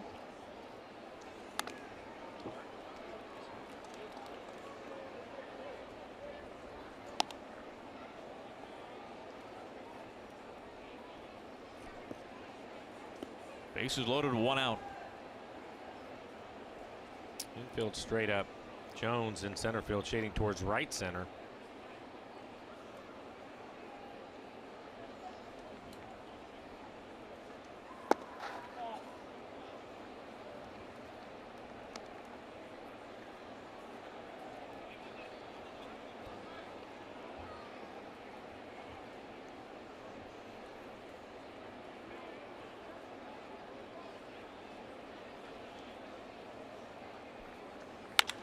Up the middle, Healy has it gobbled up by Iglesias. Double play. Jose Iglesias covers a lot of ground. Takes that hit away. They remain tied.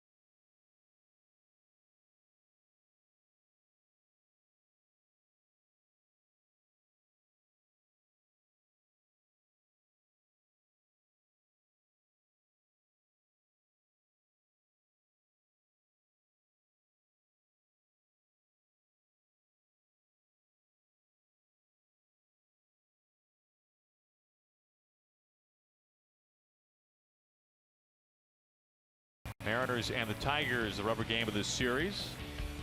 We are tied at 2 as we open up the bottom of the 5th. James Paxton up on the mound. His first start following his no-hitter on this road trip in Toronto. Go back and bring in Bill Kruger. And Bill, a couple of innings today without a hit before 2 runs on 3 hits in the 3rd inning from James. What have you liked so far today from Paxton at the start?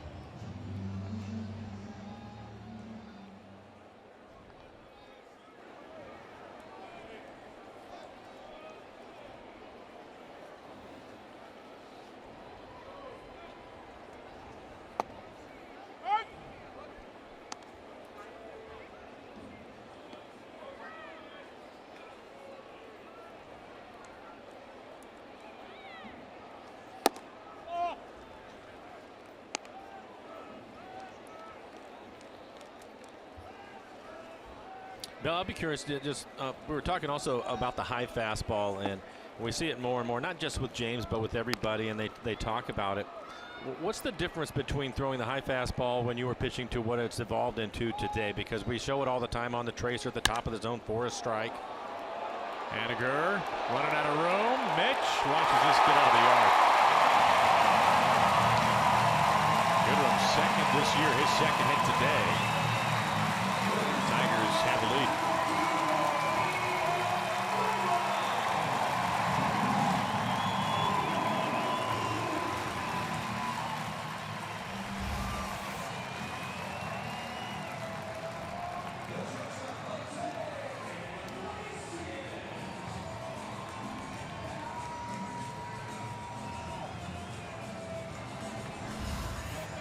Well, Bill, as always, we appreciate your insights. We'll hear more from you coming up when this one's over with. Mariners postgame presented by Alaska Airlines.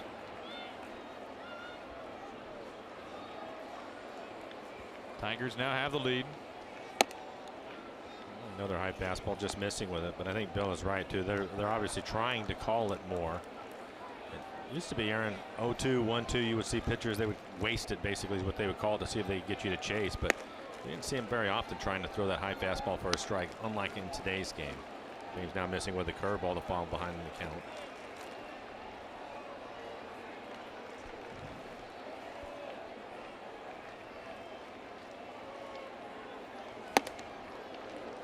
Fink swings through that high heater.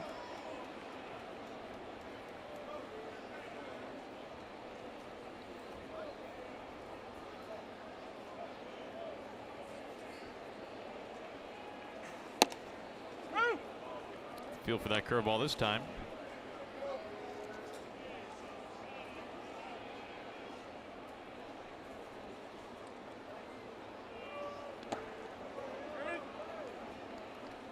Full count.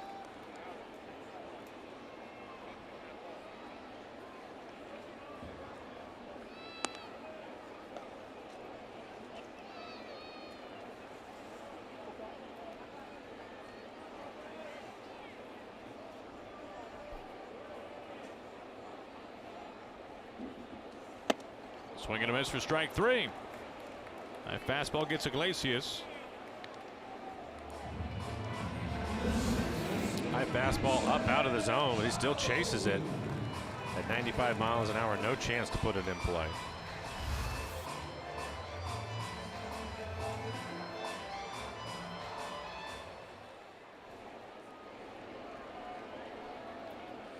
Here's Dixon Machado.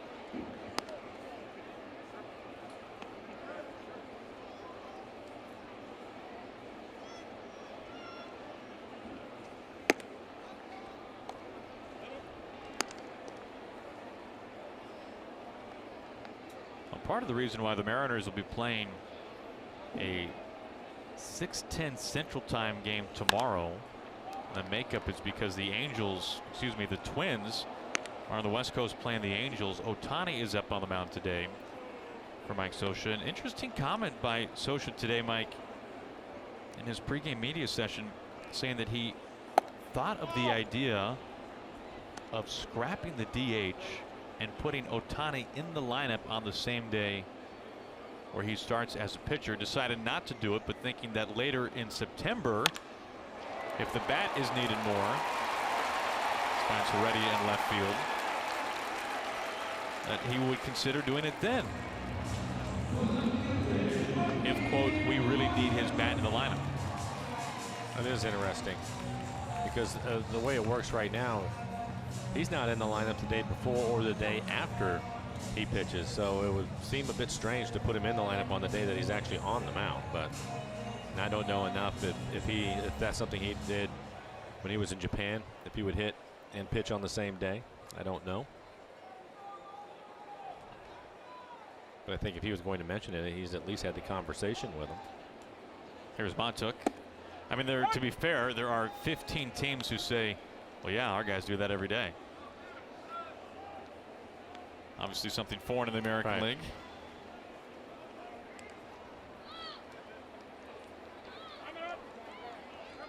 Time called.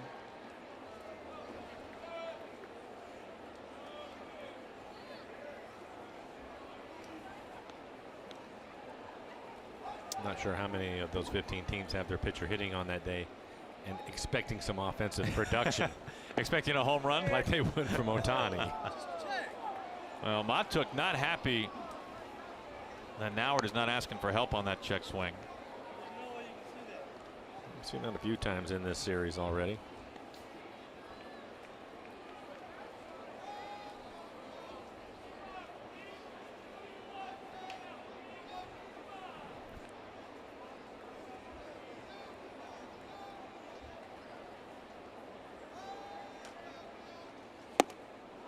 Strike three. Slider gets Matuk.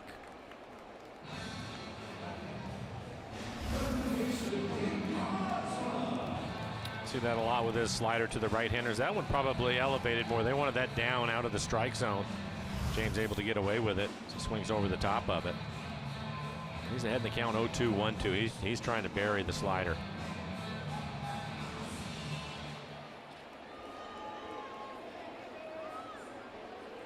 Two outs, Machado at first base. Pete Cosman digs in. Looks at strike one. 95 at the knees.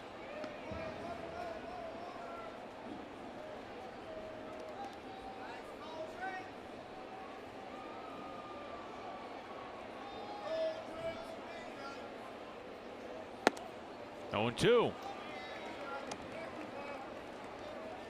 I saw him the first few innings. I think maybe more than anything, just trying to find the fastball, the location, the feel for it overall. And now we're seeing him mixing it up a lot more. Slider than the curveball here. Curveball at 80.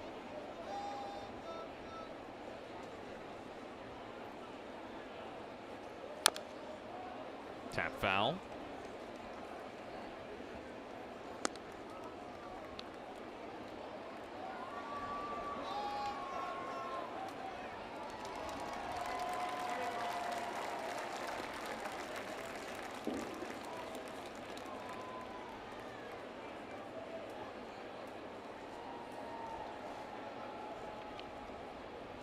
Another 0-2 from Paxton.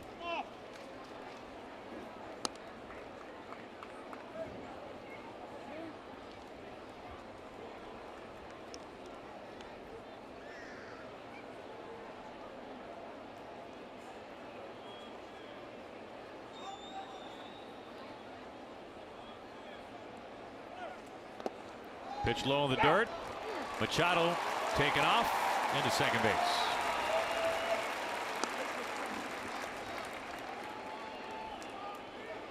His first. He ran on the right pitch. It's going to be a curveball in the dirt. Mike's able to pick it.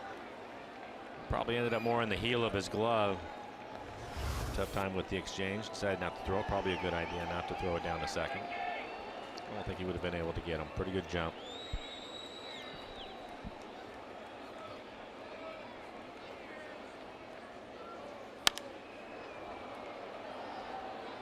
Spoiled foul, still 2-2.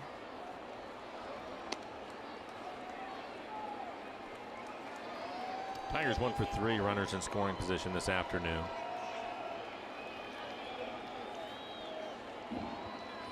They've taken the lead here in the 5th on a leadoff homer by Nico Goodrum.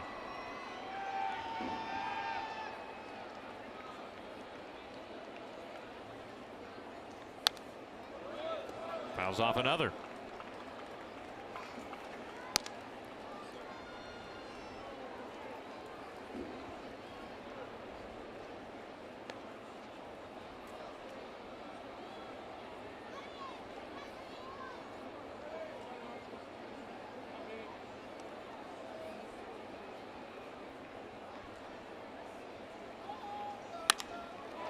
Towards right center.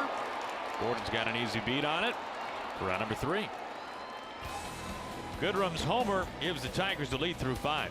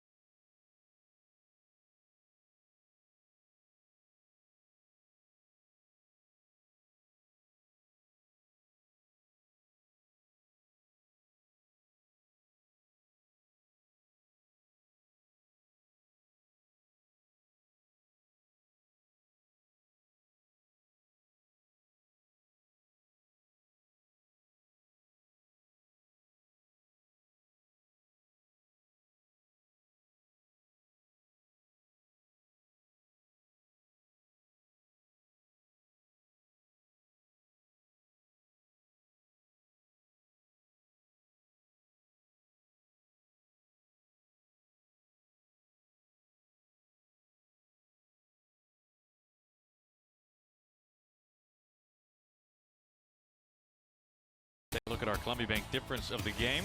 Just a moment ago to lead off the home fifth. Nico Goodrum, Mike, the opposite way. Yeah, a little bit surprised. Showing some power the other way. I thought when he hit it there was going to be a chance for Haniger to make a play on it, but over the fence to give the Tigers the lead. Right fielder for the Tigers. Mike Zunino 1 for 2 at a base hit. His last time up, a line drive into left field.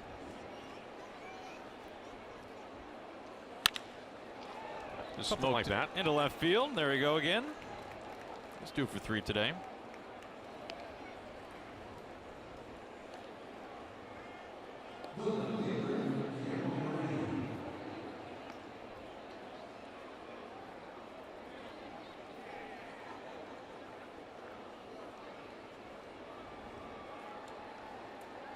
Zunino on in front of Guillermo Heredia 0 for 2 today.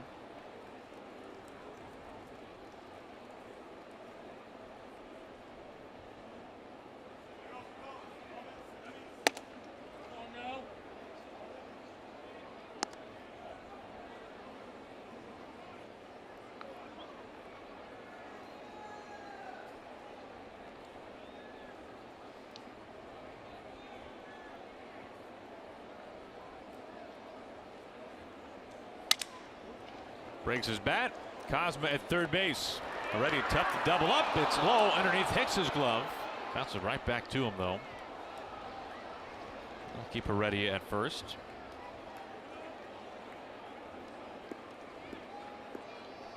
One out and one on.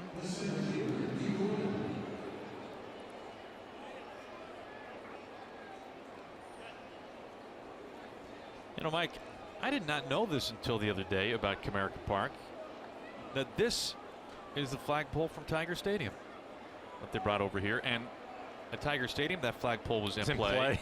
I remember it. And that here it was in play until they put the bullpens to where they are now. You can see the flagpole at the... Yeah, it was kind of in that corner over there. It was padded at the bottom of it, but it was actually in the field. Shades of the former design at Minute Maid Park, minus the ramp. Slight difference. And what a streak, what a run it has been for D. Gordon. 23 for his last 52, a couple of hits today, including driving in a run. Drops the butt. Fielded smoothly. There's out number 2. Heredia into second. I think D wanted to drop that down the third baseline. He was bunting for a base hit. Fortunately, went right back to the pitcher.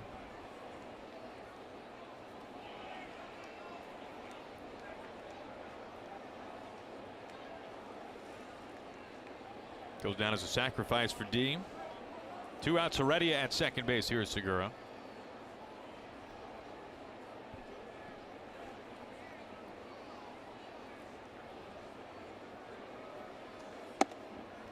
Mike, even though I know it's true, I still always have a hard time believing that the plate at Old Tiger Stadium was crooked.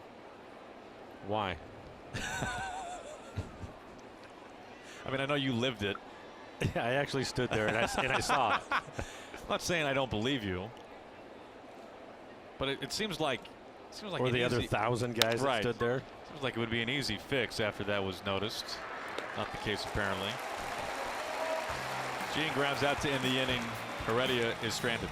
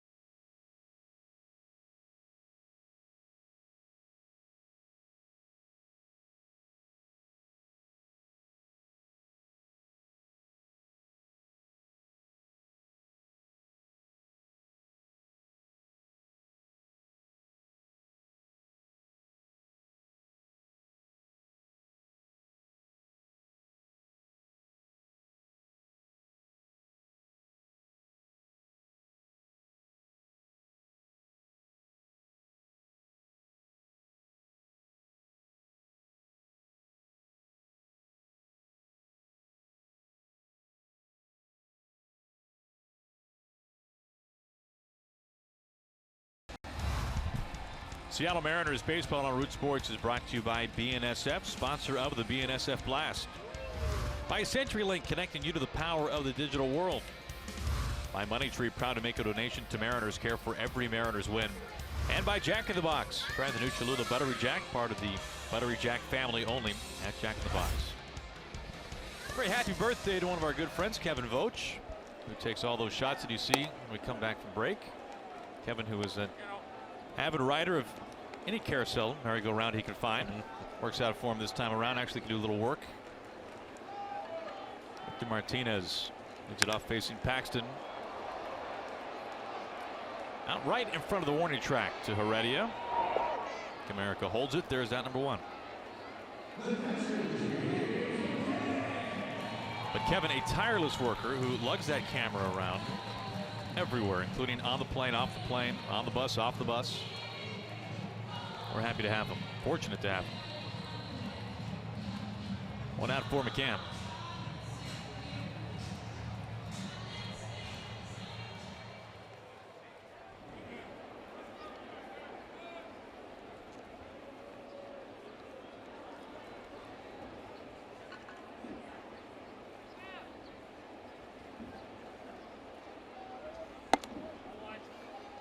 Ball 1 to McCann.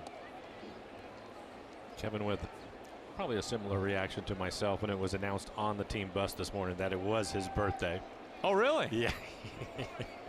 I think he was just fine with nobody knowing about it, but yeah, that's kind of nice.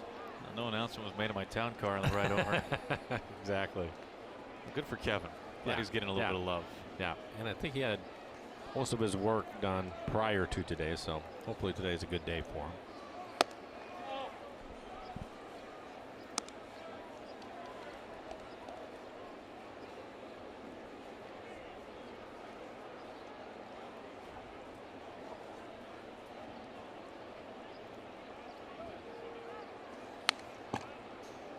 Two and two.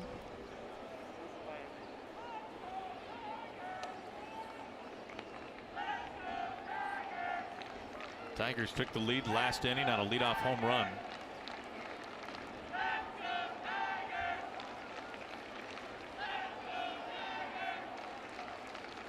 I wonder if today is going to be the day, Aaron, that we see James extended out to 115, 120. It's something that Scott has talked about. You would think no after throwing a no-hitter, but he only threw 99 pitches in that outing. So I wonder if today is the day. He's now at 93 pitches, 63 strikes. Something that Scott has talked about, and I think that from everything that we've seen and heard from James, he can certainly handle that workload. LeBlanc going tomorrow. We saw LeBlanc, who's pitched well since joining the rotation. He really has. But not a guy that you peg to go 6 innings when he's out on the mound. Pitched very well his last time out, though. Big bouncer, Segura on first base, 2 outs. Well, some disappointing news. We go back to the pitch that hit Robbie. We've just gotten word that Cano officially a fractured 5th metacarpal, Mike. That is terrible news. And when we saw it and heard it, there's Robbie. Boy, that does not look good. He means so much to this ball club, but it seems that he's going to be out for an extended period of time.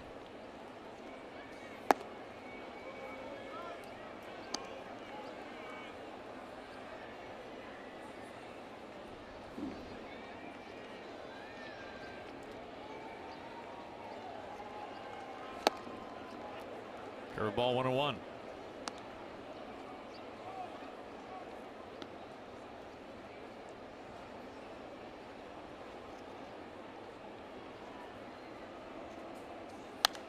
Which really is strange to say when we're so used to seeing him in the lineup every day, even when he has different injuries that he's dealt with over the last few years. He's still, even when he can't run. Yeah, he's out there. If it's possible, he'll get in the lineup, but that's not good news.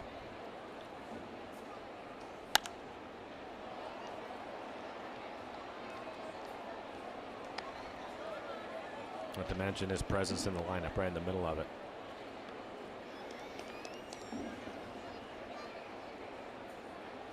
Pitch number 100 from Paxton. Ground ball off Segura's glove. One-out single, John Hicks.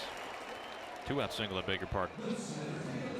MLB At Bat is your #1 Mariners app. Customize your experience to catch every moment this season. Get the Mariners home screen icons and features such as MLB.TV Game of the Day, pitch tracking, in-game highlights, live radio broadcast, stats, news, and much more. You can download MLB At Bat today. Jason Bradford beginning to loosen up. Century mark now for Paxton.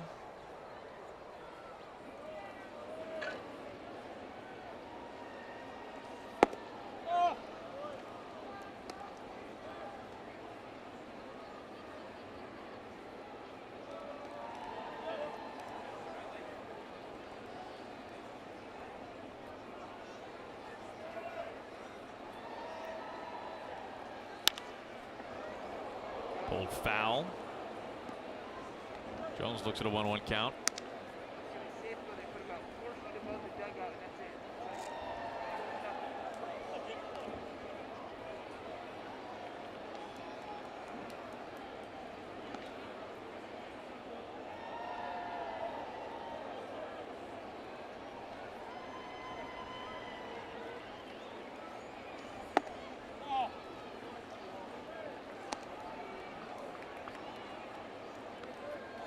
And think about it too for Cano. And he has last year 150 games, and that's the fewest he's played in since 2006, his first All-Star year. Romine makes the catch. That ends the inning. Hicks is stranded. We go to the 7th.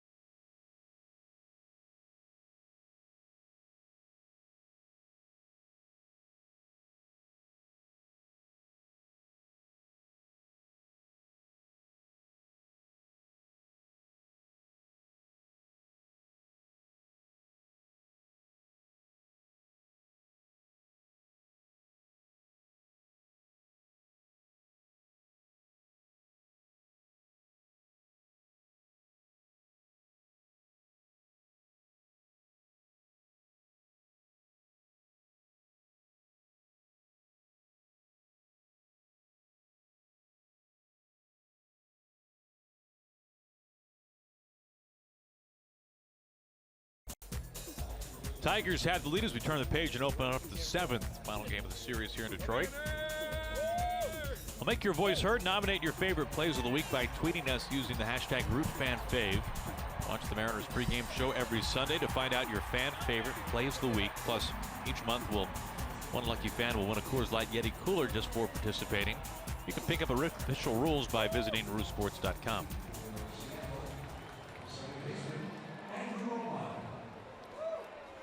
Buck Farmer up on the mound to work the 7th for the Tigers. This is that Farmer pitches every day. 19 appearances, a 3.72 ERA. Opponent's hitting .268. He's given up a couple of home runs. His average fastball, 94 miles an hour. Fastball changeup, an occasional curve or slider to go with it. Typically, he's going to stay fastball change. Romine in the spot of Cano.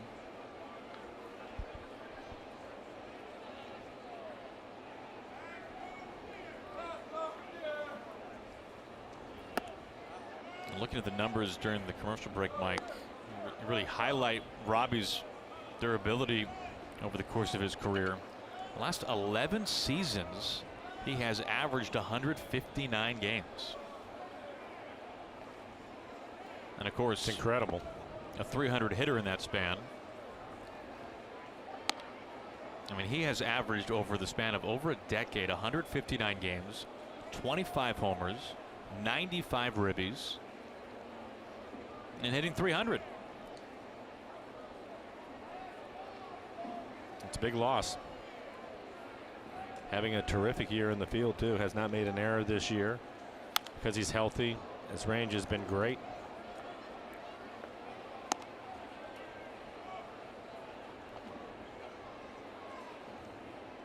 Hit on the hand by a pitch back in the third.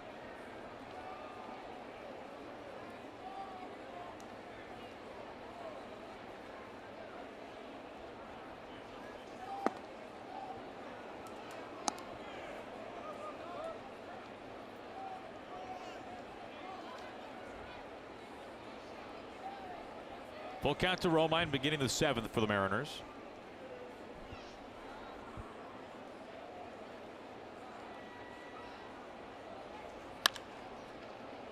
Foul away.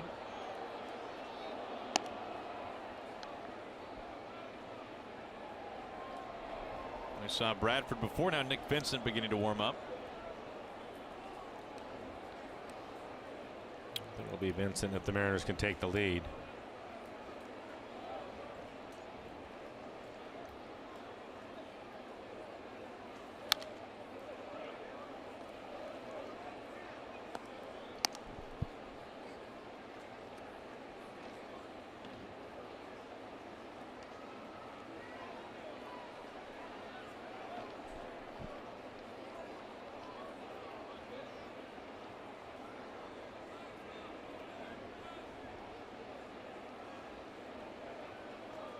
Pitch number 8 to Romine. Cracked out to center. Jones comes in. Flanks it down for round number 1.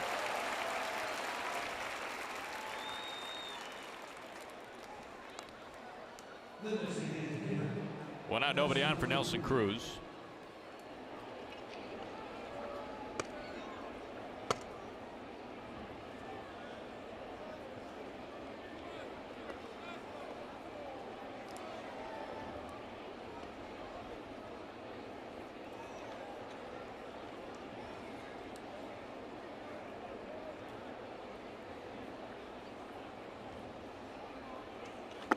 On 1.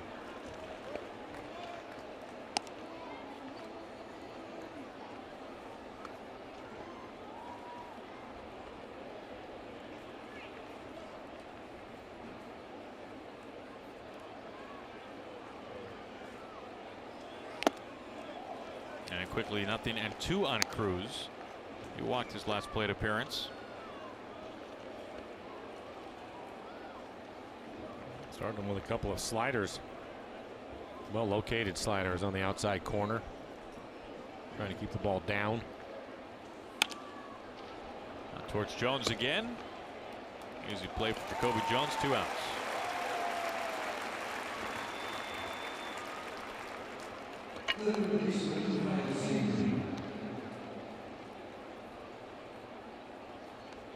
Two up, 2 down. Here comes Kyle Seager, who gave the Mariners an early 1-0 lead in the second with the leadoff home run.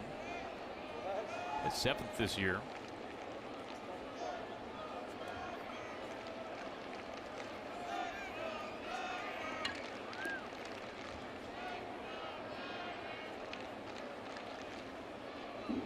Tigers put the shift on for him. Swinging strike 1. And starts him with the changeup.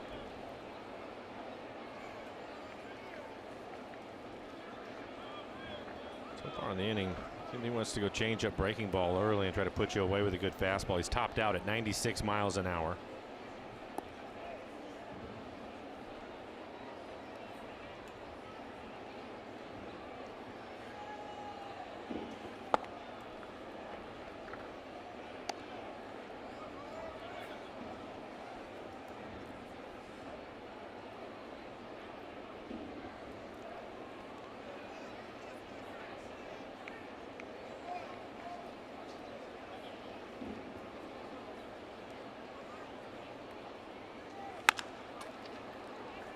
Into shallow right field.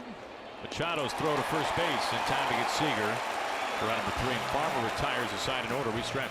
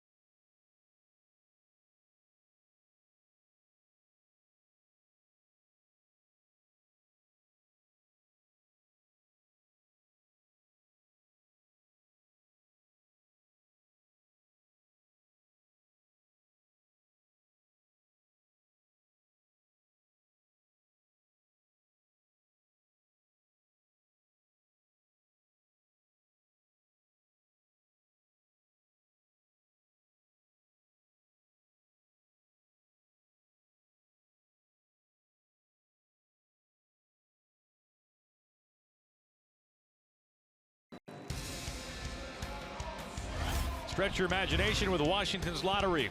Played today.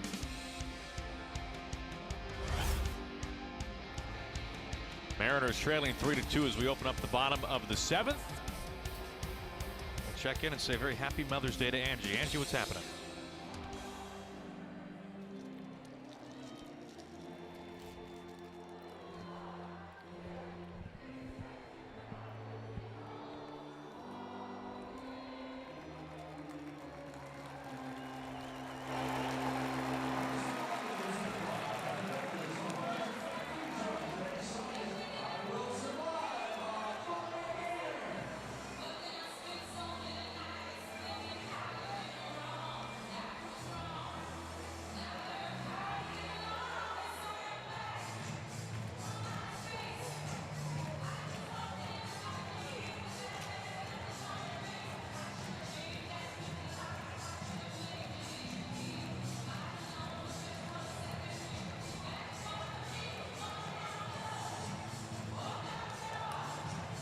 Thank you, Angie. Boy, that was great news on Kyle Lewis.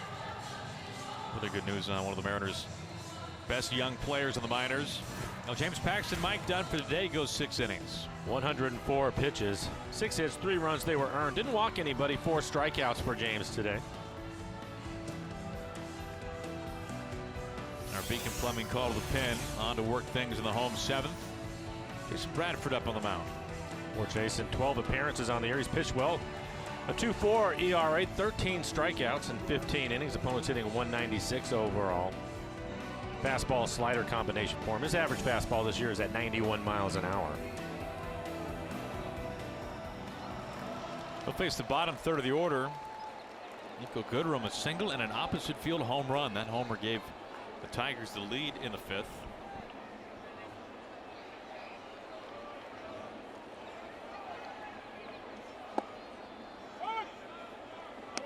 Mike, when you hear the good news on Kyle Lewis, able to get back on the field for the first time this year. When you think back to that draft for the Mariners, I mean, Jerry and the Mariners really almost saw it as a coup that they were able to get Kyle Lewis where they did in the 1st round. He was one of the best players in college baseball.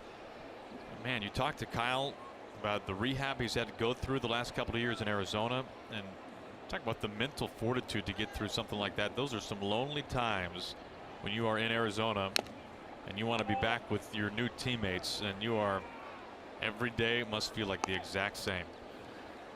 It does, and I'm sure for him, he thinks about at this time he's either knocking on the door or in the big leagues. Yeah, you know, you consider that too, and you think about all those things and the time that has been missed, but you have to find a way to continue to move forward. Injuries are going to be a part of this game, and you have to deal with it. Unfortunately for him, he's had a few of them, but very talented young man, and And hopefully the rest of the summer goes great for him. It's good to see him get off to a good start with the double in last night's game.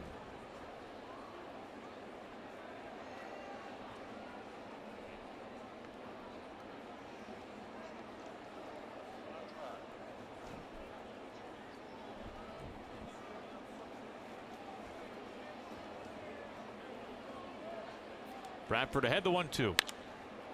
Out to Heredia, picks up a little bit of speed, slows down, makes the catch. One down. The Mariners and Aquafina celebrate Little League Day on Sunday, May 20th, when the Mariners face off against the Tigers at 110. All kids 14 and under will receive a pair of wristbands featuring the best shortstops in the American League. That, of course, Gene Segura. Head on over to Mariners.com. Pick up your tickets.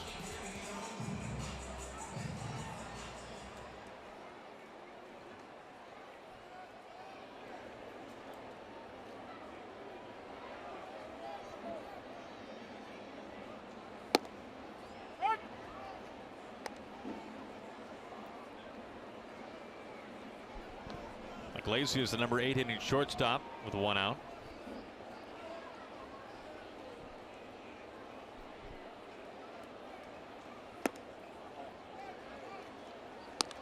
Like, I'll be interested to see Jimenez getting loose.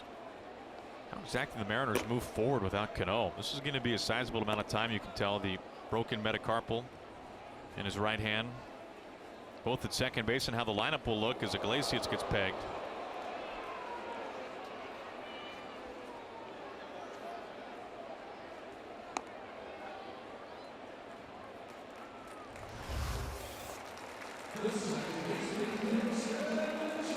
This is going to be a fastball that gets away from Bradford, two-seamer. You and I were talking about it during the break, and I'm not sure what that's going to look like. It's obviously going to be a huge change to the lineup.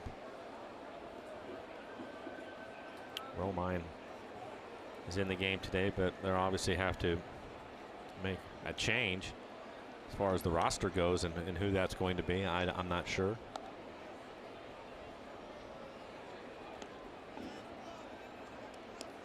What direction they're going to go in at this point. 1 out, 1 on for Dixon Machado, the number 9 hitter. There goes Iglesias. This is fouled away.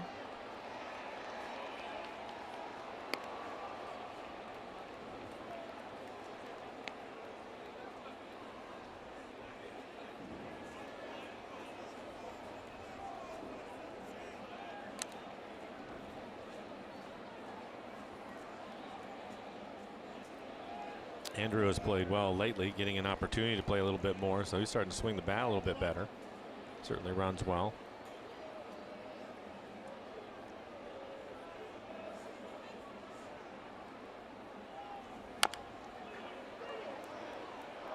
Flattens out for Seager, whips a throw to first base, right on the money. Tough play Seager makes look easy.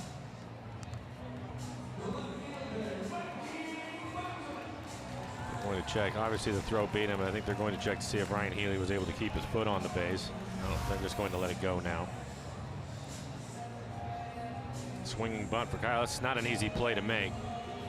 Perfect exchange, and Ryan is in good shape over at first.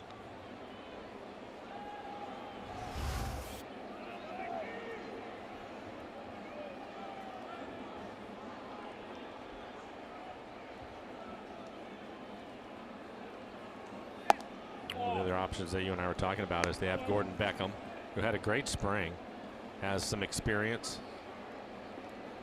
probably out of the group the most experience at second base. Taylor Motter, of course, in Tacoma. Taylor also, yeah.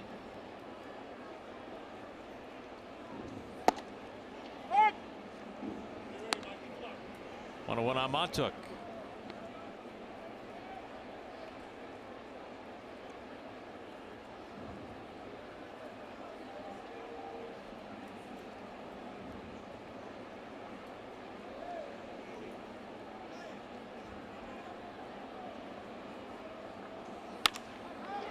Slicing towards right center field and for a base hit.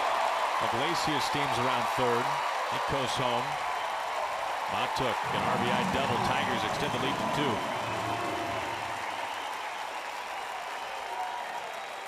Second RBI in the game for Mata.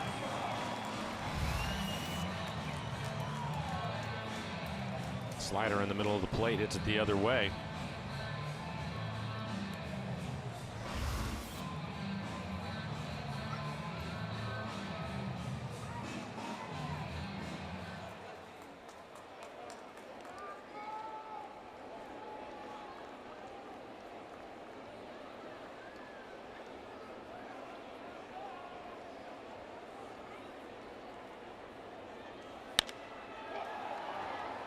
Cosma into right field. Haniger finds it near the line for number 3. A run in, and through 7, Tigers have a 4-2 lead.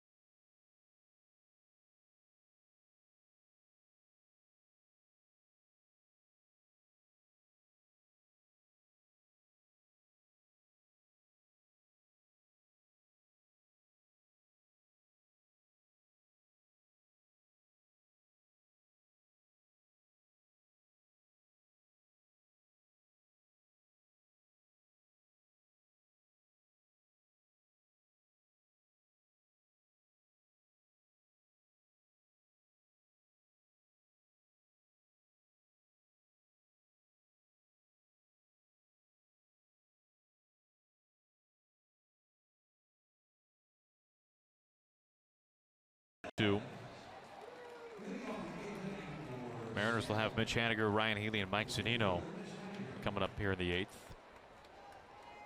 They're going to face Joe Jimenez, hard throwing right-hander. Fastball, slider, changeup. His average fastball 95 miles an hour.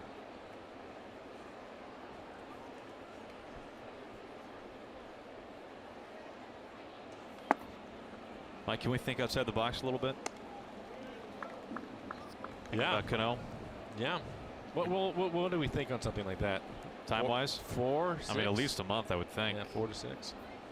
Okay. Yeah. That's a problem. Right, and there is no clear-cut solution in-house for a second baseman for a month, unless I'm not sure if the Mariners would want to move D. Gordon away from a position he's just learning. Bring D in. It would be a short period of time. Right. Obviously, D. He's won a Gold Glove at second base, obviously. Very good defensive second baseman. Yep. And in Tacoma, there is a variety. High chopper to Cosma. One down. And there are a variety of outfielders hitting very well. Guys that we remember from spring training. Cameron Perkins, guys who got big league time. Ian Miller, who can just flag down anything in the outfield we've seen. Defensively, yeah. And John Andrioli, guy who's made it up as high as AAA with the Cubs for many years, now with the Mariners. And Scott Service, Manny Acta, Jerry DePoto. We're going to have to figure it out. But that's an option. And that's what you're looking for at this point.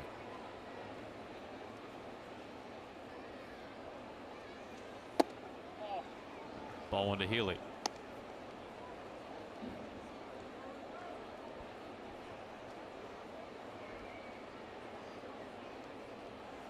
You'd have to think for D, going to second base for a month would kind of be like riding a bike, wouldn't it? I don't think it would take him any time at all. As you mentioned, he's already won a Gold Glove there, and so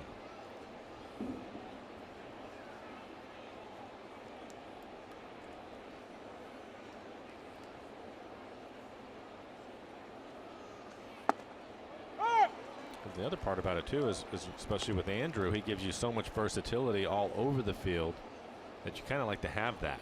And all of a sudden, if you're running him out at second base, talking about Romine. I mean Romine, yeah, Andrew Romine. So I think, you know, that's something to consider too.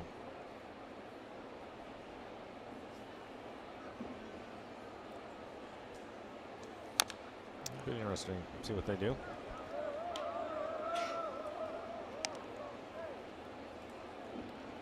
Two balls and two strikes.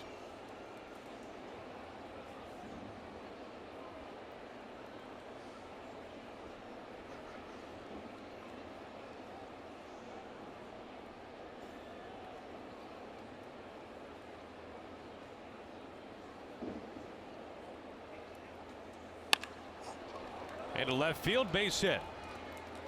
Healy's second hit today. Comes with one out.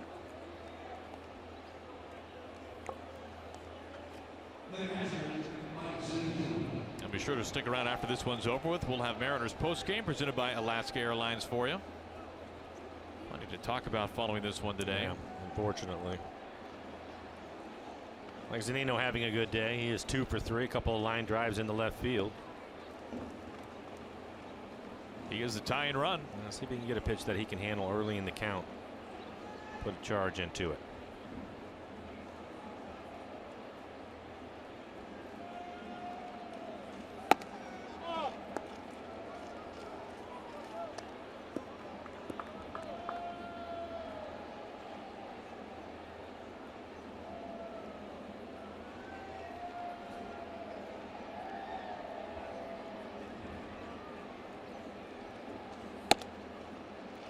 Nobody getting loose in the pen for the Tigers.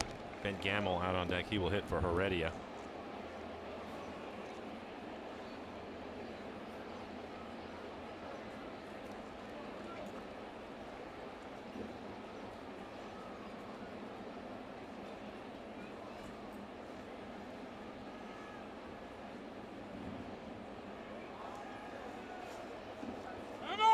Time called. And reminded of the fact also that if the Mariners were to move D to second base during Cano's absence, Jason Worth, the guy with plenty of big league time, was a late addition to the Mariners organization during spring training. He has appeared in a handful of games with the Rainiers.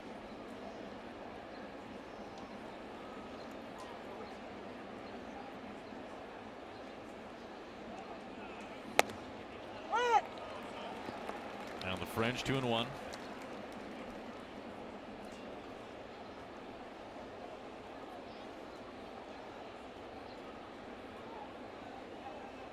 Mike a chance for his third hit today.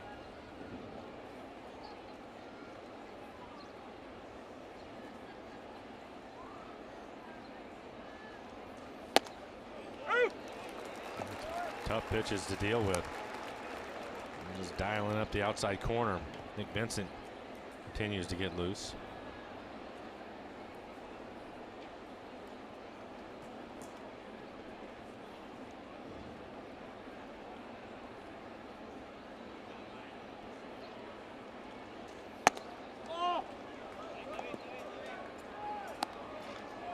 Full count.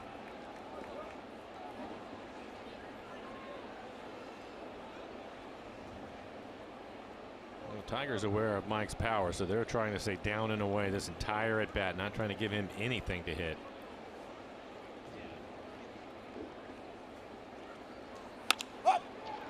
Out to left, but not deep enough. Montook for out number 2.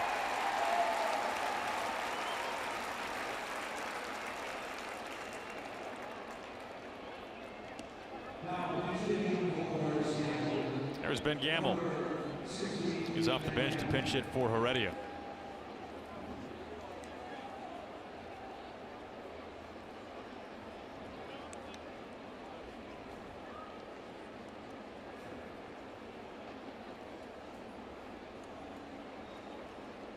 Two outs. Healy at first base after the single.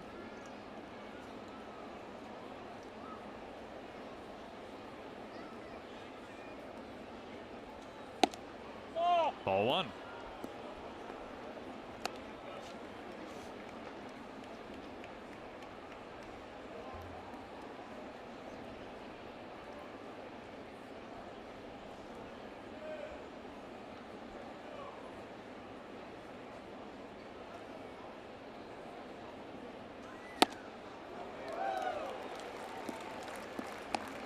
Inside at 95.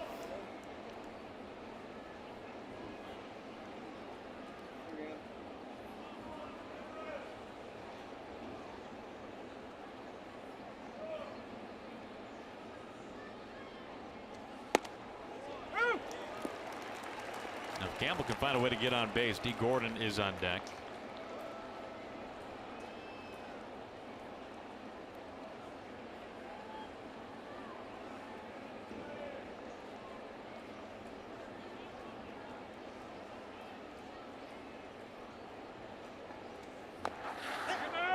I get him? Yep. It does. He gets on base.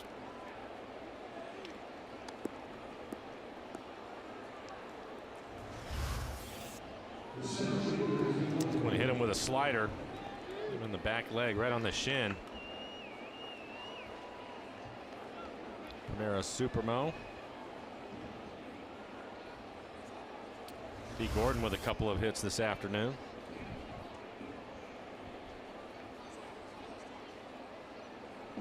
Gamble to first to tie and run. Ball one. Brings McCann out for a conversation.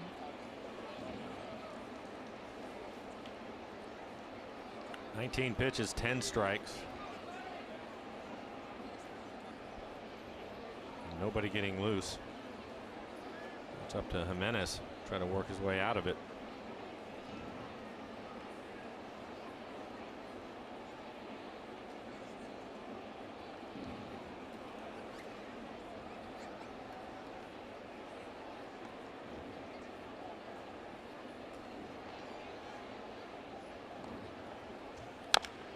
Chop off the plate.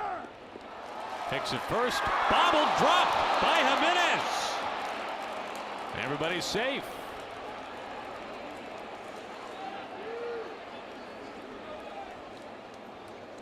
Bases are loaded. Hicks right in the heel of his glove. Well, that's something that Jimenez, he should have handled it. Looked like the feed to him was just fine, but he dropped it. What a break for the Mariners. That's an E1 here on Jimenez.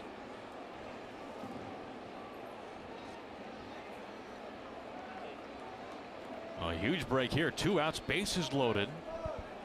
And Gene Segura digs in. First pitch strike.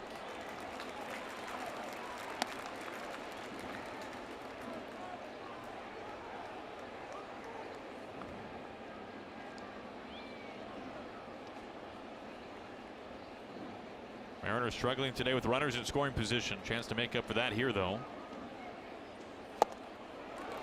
0-2.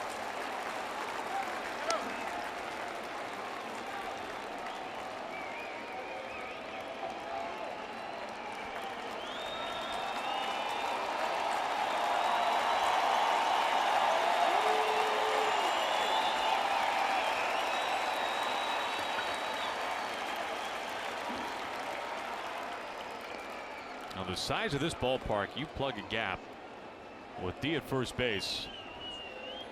They're all coming in.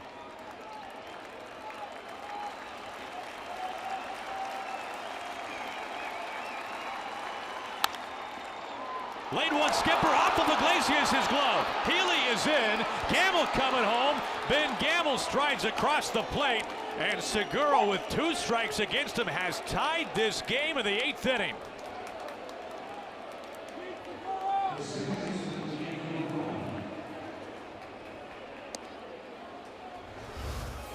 He has been so good in these situations this year. He's been well over 400 throughout the season and smashes it back up the middle. Great speed on the bases.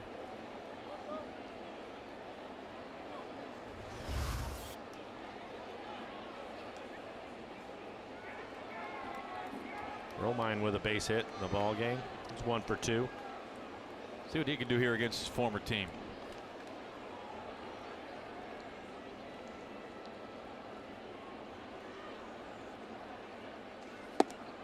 Ball one. Another thing to think about is Jimenez, he likes his slider, he likes his changeup. Typically they're down. Anything that's in the dirt. D. Gordon will have an opportunity to try to score, and I'm sure they're thinking about that. So maybe that'll get Andrew Romine a better pitch to hit.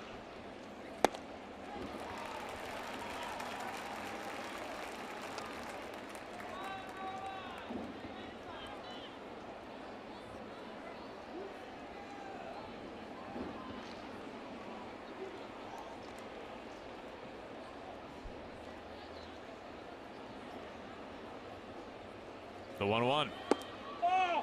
Segura taken off. No throw in his second base. Gene is in scoring position. They were hoping for a throw down to second. Didn't happen. Second stolen base today for Gene. 7 now in the season.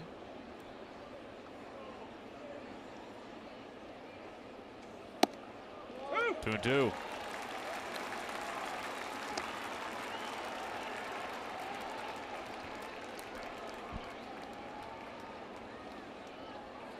This inning being extended because of the error on Jimenez, covering first base.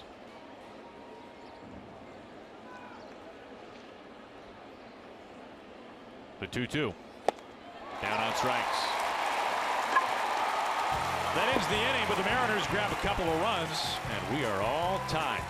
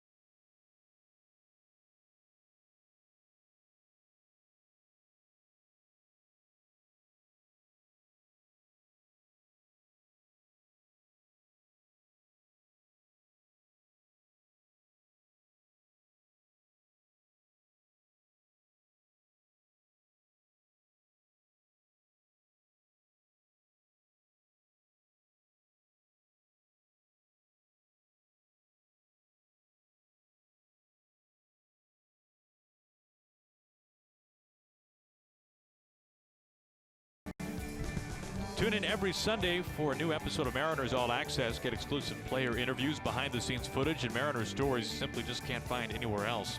If you missed today's episode, tune in for re-airs throughout the week on Root Sports. For your local programming schedule, just check out rootsports.com. Nick Vincent on to work the bottom of the 8th for the Mariners. 17 appearances for Nick, a 4.3 ERA, 17 strikeouts, and 14 2/3. Just 4 walks on the year. 1-0 record. Nick's fastball right around 90 miles an hour. Cutter at 87 and a slider.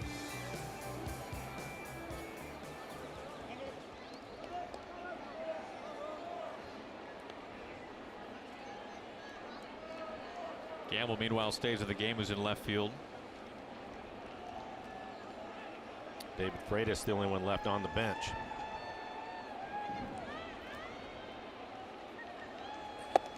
Swinging strike one to Victor Martinez.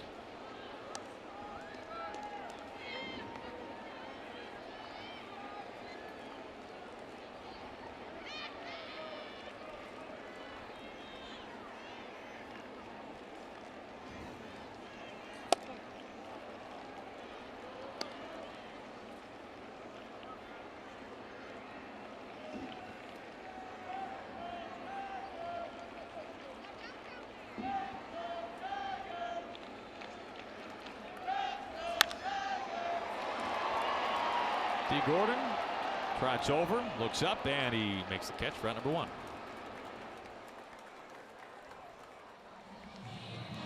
It appears as though Gordon Beckham has been scratched from the Rainiers lineup. They're playing a doubleheader today against Sacramento.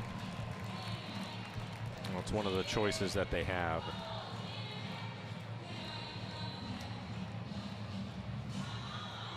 Beckham, plenty of big league time, former #1 draft pick. Well, the other part of it too is we're just speculating on the timeline for Robbie. Also, we'll have to wait and see after the game, and maybe they'll give us a better idea, but certainly doesn't sound good.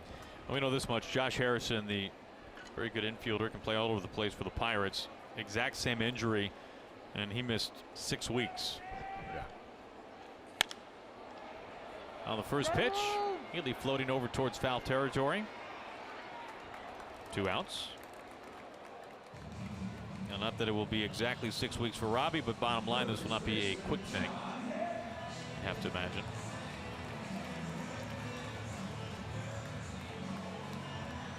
Shane Green getting loose. Tigers closer, saw him yesterday.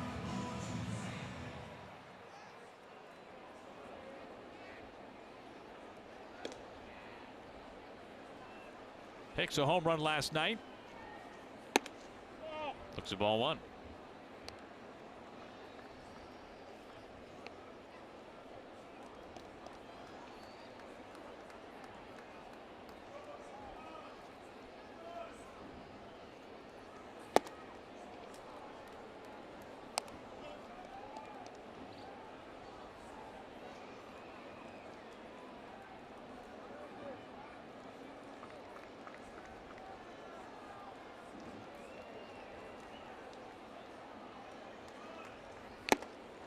Vincent ahead of 1-2. Now that the Mariners have been able to tie the game up, Kyle Seager cheating towards the line at third. All the outfielders playing deep, trying to stay away from the double.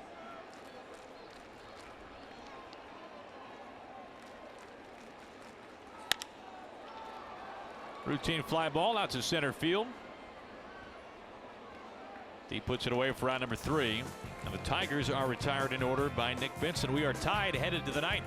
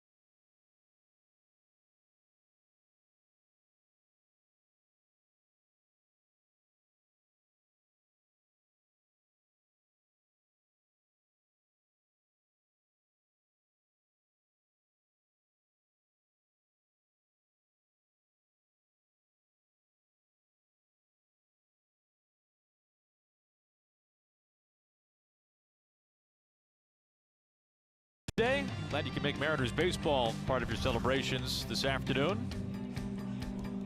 We are tied at 4, opening up things in the 9th. Now baseball tomorrow. 1 game in Minneapolis inside beautiful Target Field. Wade LeBlanc was taken over in the rotation for the injured Erasmo Ramirez. He'll be making start number 3. Going up against a good one, and Jake Odorizzi having a pretty good start to the season. Our coverage begins at 3:30 Pacific time. And the Mariners coming back home, beginning a homestand on Tuesday at Safeco Field against the Rangers. Closer for the Tigers, Shane Green up on the mound.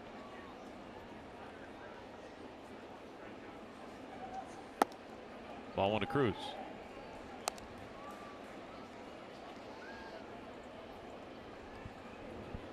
And for Shane Green, 17 appearances, 8 saves on the year, a 3.86 ERA, 21 strikeouts in 16 and a third, 7 walks, giving up 3 home runs. That's a good fastball at 95 miles an hour, a cutter and a slider to go with it.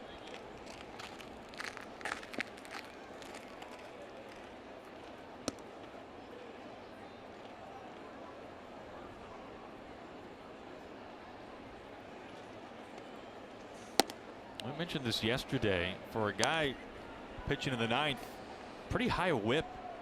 1.5 for Green. He's given up his fair share of hits. More hits than innings pitched so far this season. He walked the tightrope yesterday in game 1.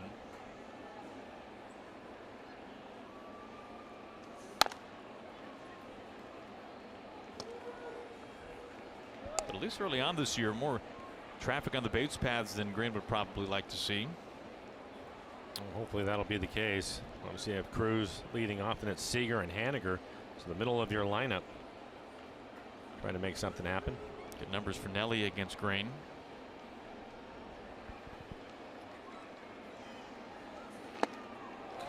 Hits him this time, though. Now number 1.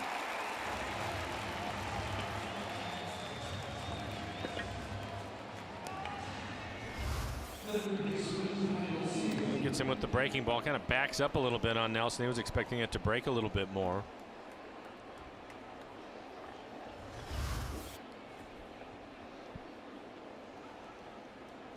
One out for Seager, who homered back in the 2nd. Home run number 7 this season for Kyle.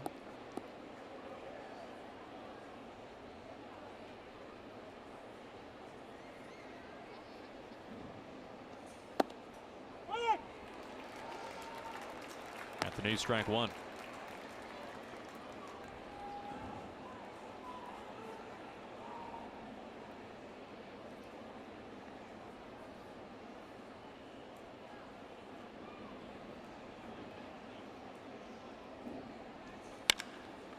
The opposite way, some carry back in front of the wall. Montuk has space.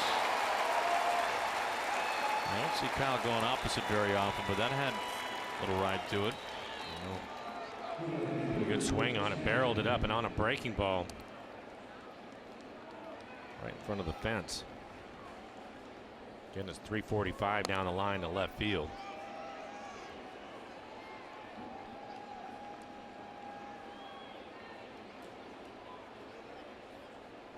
Well, 2 up, 2 down. Here's Mitch Haniger. On base twice today, a single and a walk.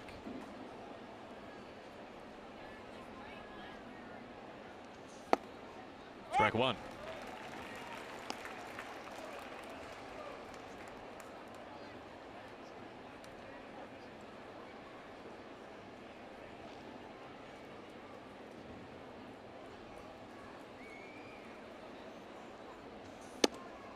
Off the plate, 1-1.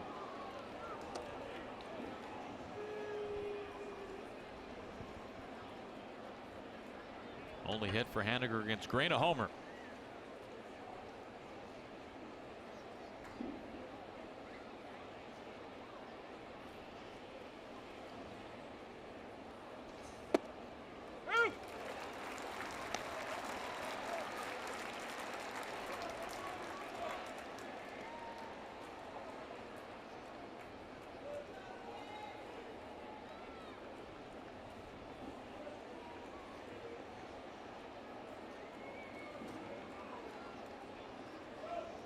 The 1-2. Strike 3 called. We go to the bottom of the 9th inning. All tied at 4.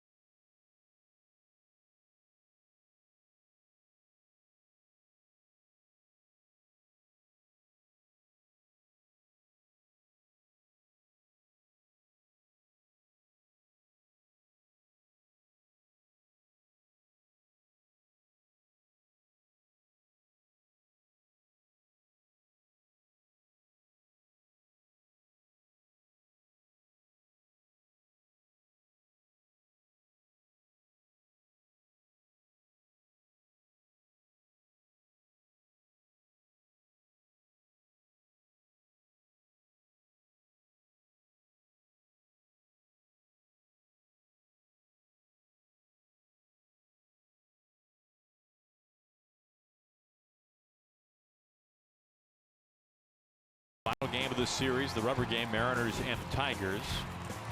Quick peek at the American League West standings. Astros, 25 wins in first place.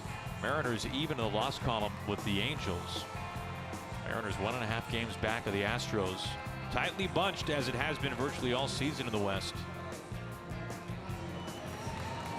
Nicasio on to work the ninth for the Mariners. For Nicasio, his fastball 91 to 95 miles an hour. Hard slider to go with it. 19 appearances on the year, a 5.68 ERA, 20 strikeouts, just 1 walk in 19 innings. Posting 293, he's given up 4 home runs this year.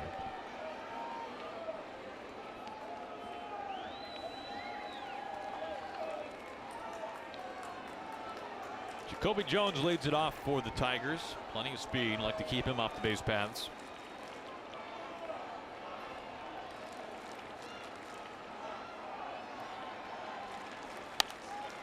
Strike one.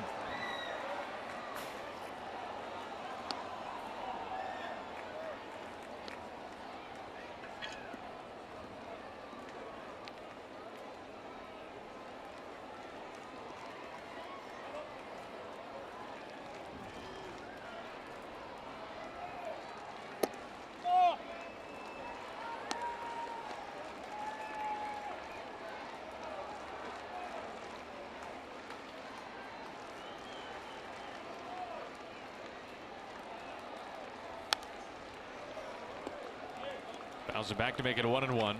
1-2, I beg your pardon. Now a run wins it for the Tigers. Mariners trying to see this one get to the 9th inning.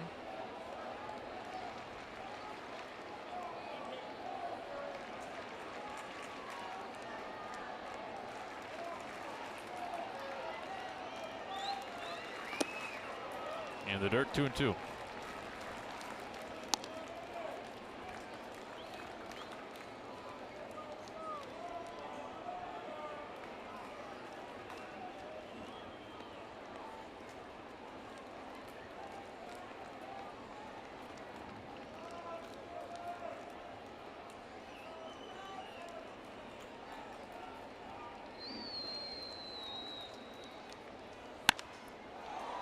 Fouled away the opposite way. High fastball from Nicasio, still 2-2.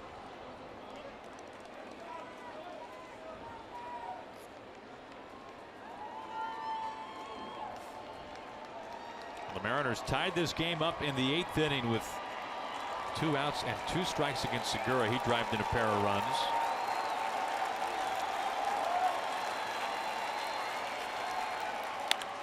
Out to left field, down into the corner. This is a foul ball.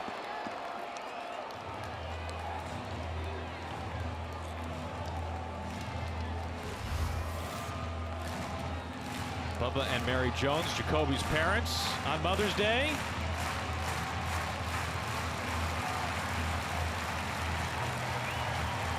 It's all right, she says.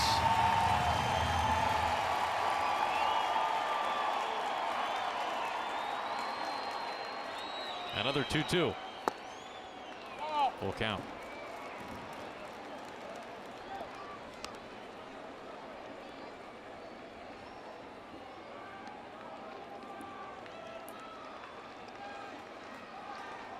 Well, you would think that Nicasio will challenge him right here. You mentioned his speed, Aaron. If they want to keep him off the bases or at least make him earn his way, I'd be surprised to see if this is a fastball away. And his off-speed pitch is a slider. Mike calling for the fastball in the outside corner.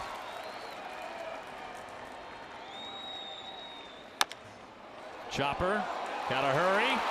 Collision, loose ball. Boy, if Jacoby Jones had been looking over that way, he might have made a turn. Ramon Santiago, the first base coach, was trying to get his attention. It's one of the rare times Kyle and Segura both get there about the same time. Jones just running hard the entire time, trying to beat it out. Really had no idea what was happening on the infield other than that there was not a throw to first. So they have some speed at first base now. Is it fair to expect a runner to be looking over there, Mike? You're trying so hard just to get to first base. No, he's trying to beat it out. He's assuming that somebody's going to field it and throw the ball to first. That's the reason why he's just running a straight line as hard as he can. Of course, Santiago, the first base coach, is watching everything. And even by the time he was waving his arms around, Jones was past him. That's an infield base hit. Seager in on the grass.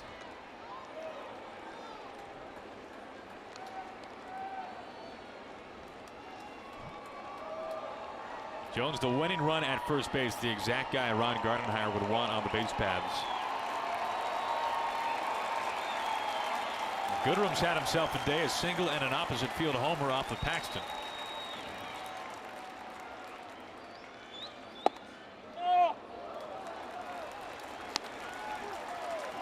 Goodrum 2 for 3.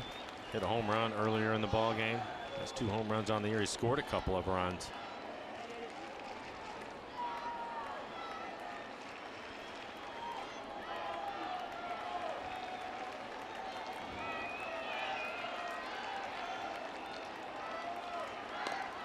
Keep Jones close.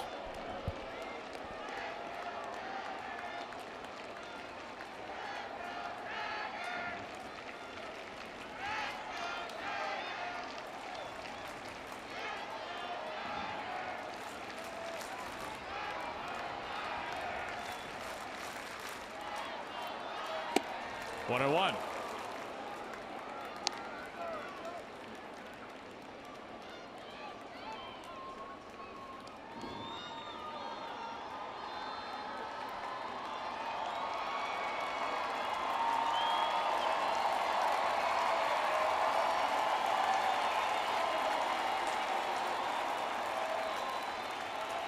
Next pitch from Nicasio. Fouled straight back. Right after him with a couple of good fastballs to get back in the count.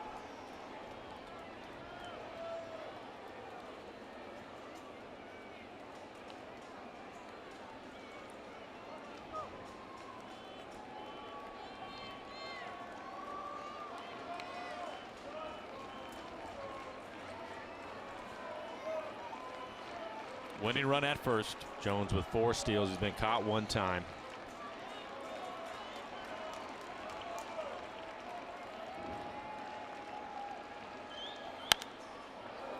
Foul away.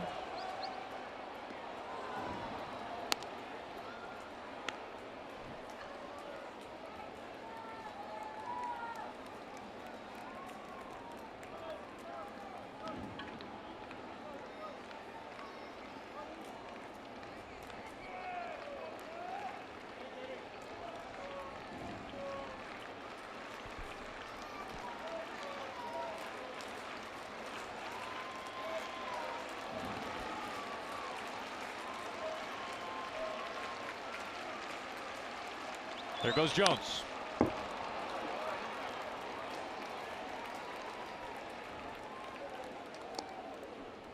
Well, it's fouled off, but it was a fastball in the middle of the plate. Mike was out of the chute in a hurry. I think he would have had a chance to throw him out. I would say average jump for Jones over at first base, but it was a good pitch for Mike to try to come out of the chute and throw on.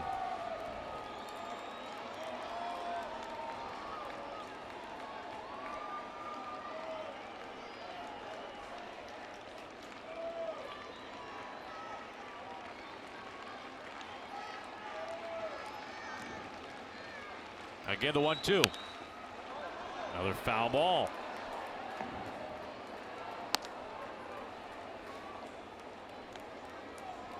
Nicasio having to throw a fair amount of pitches so far, yet to record an out. He's throwing a lot of strikes. 14 pitches, 10 strikes. There's 8 pitches to Jones to lead things off, the infield single. Goodrum, a very inexperienced major league hitter, but has had success today. Another 1-2. Jones taken off again. Same story. Again, I thought it was a late break. Nicasio throwing a lot of strikes right here. Basically going right after Goodrum. There it is. You can see it, just an average break.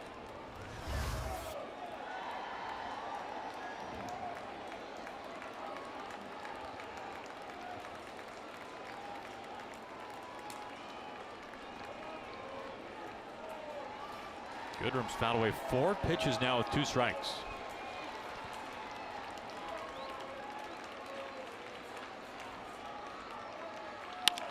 On the ground, underneath Healy's glove into right field. Jones makes the turn. He's ticketed for third, and the Tigers, with nobody out, have runners on the corner.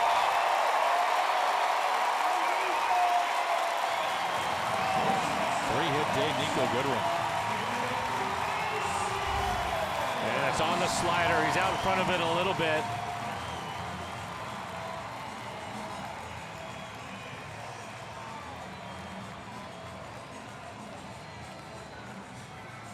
A 1-2 count. I think Mike wanted that slider down just a little bit more, see if he can get him to swing over the top of it. It goes towards the bottom of the strike zone now. There's a slider. Now this will take some kind of fancy pitching now. Nobody out, winning run 90 feet from home. Iglesias at the plate. Infield in. Strike 1.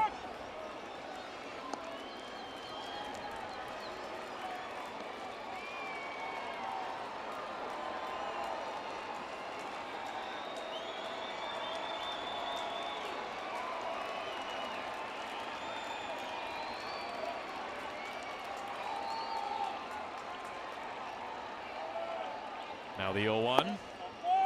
Missing low. Goodrum. That was a good pitch. Well, you're right.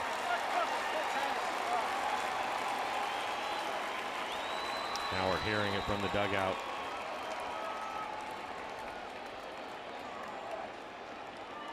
Goodrum in at second now.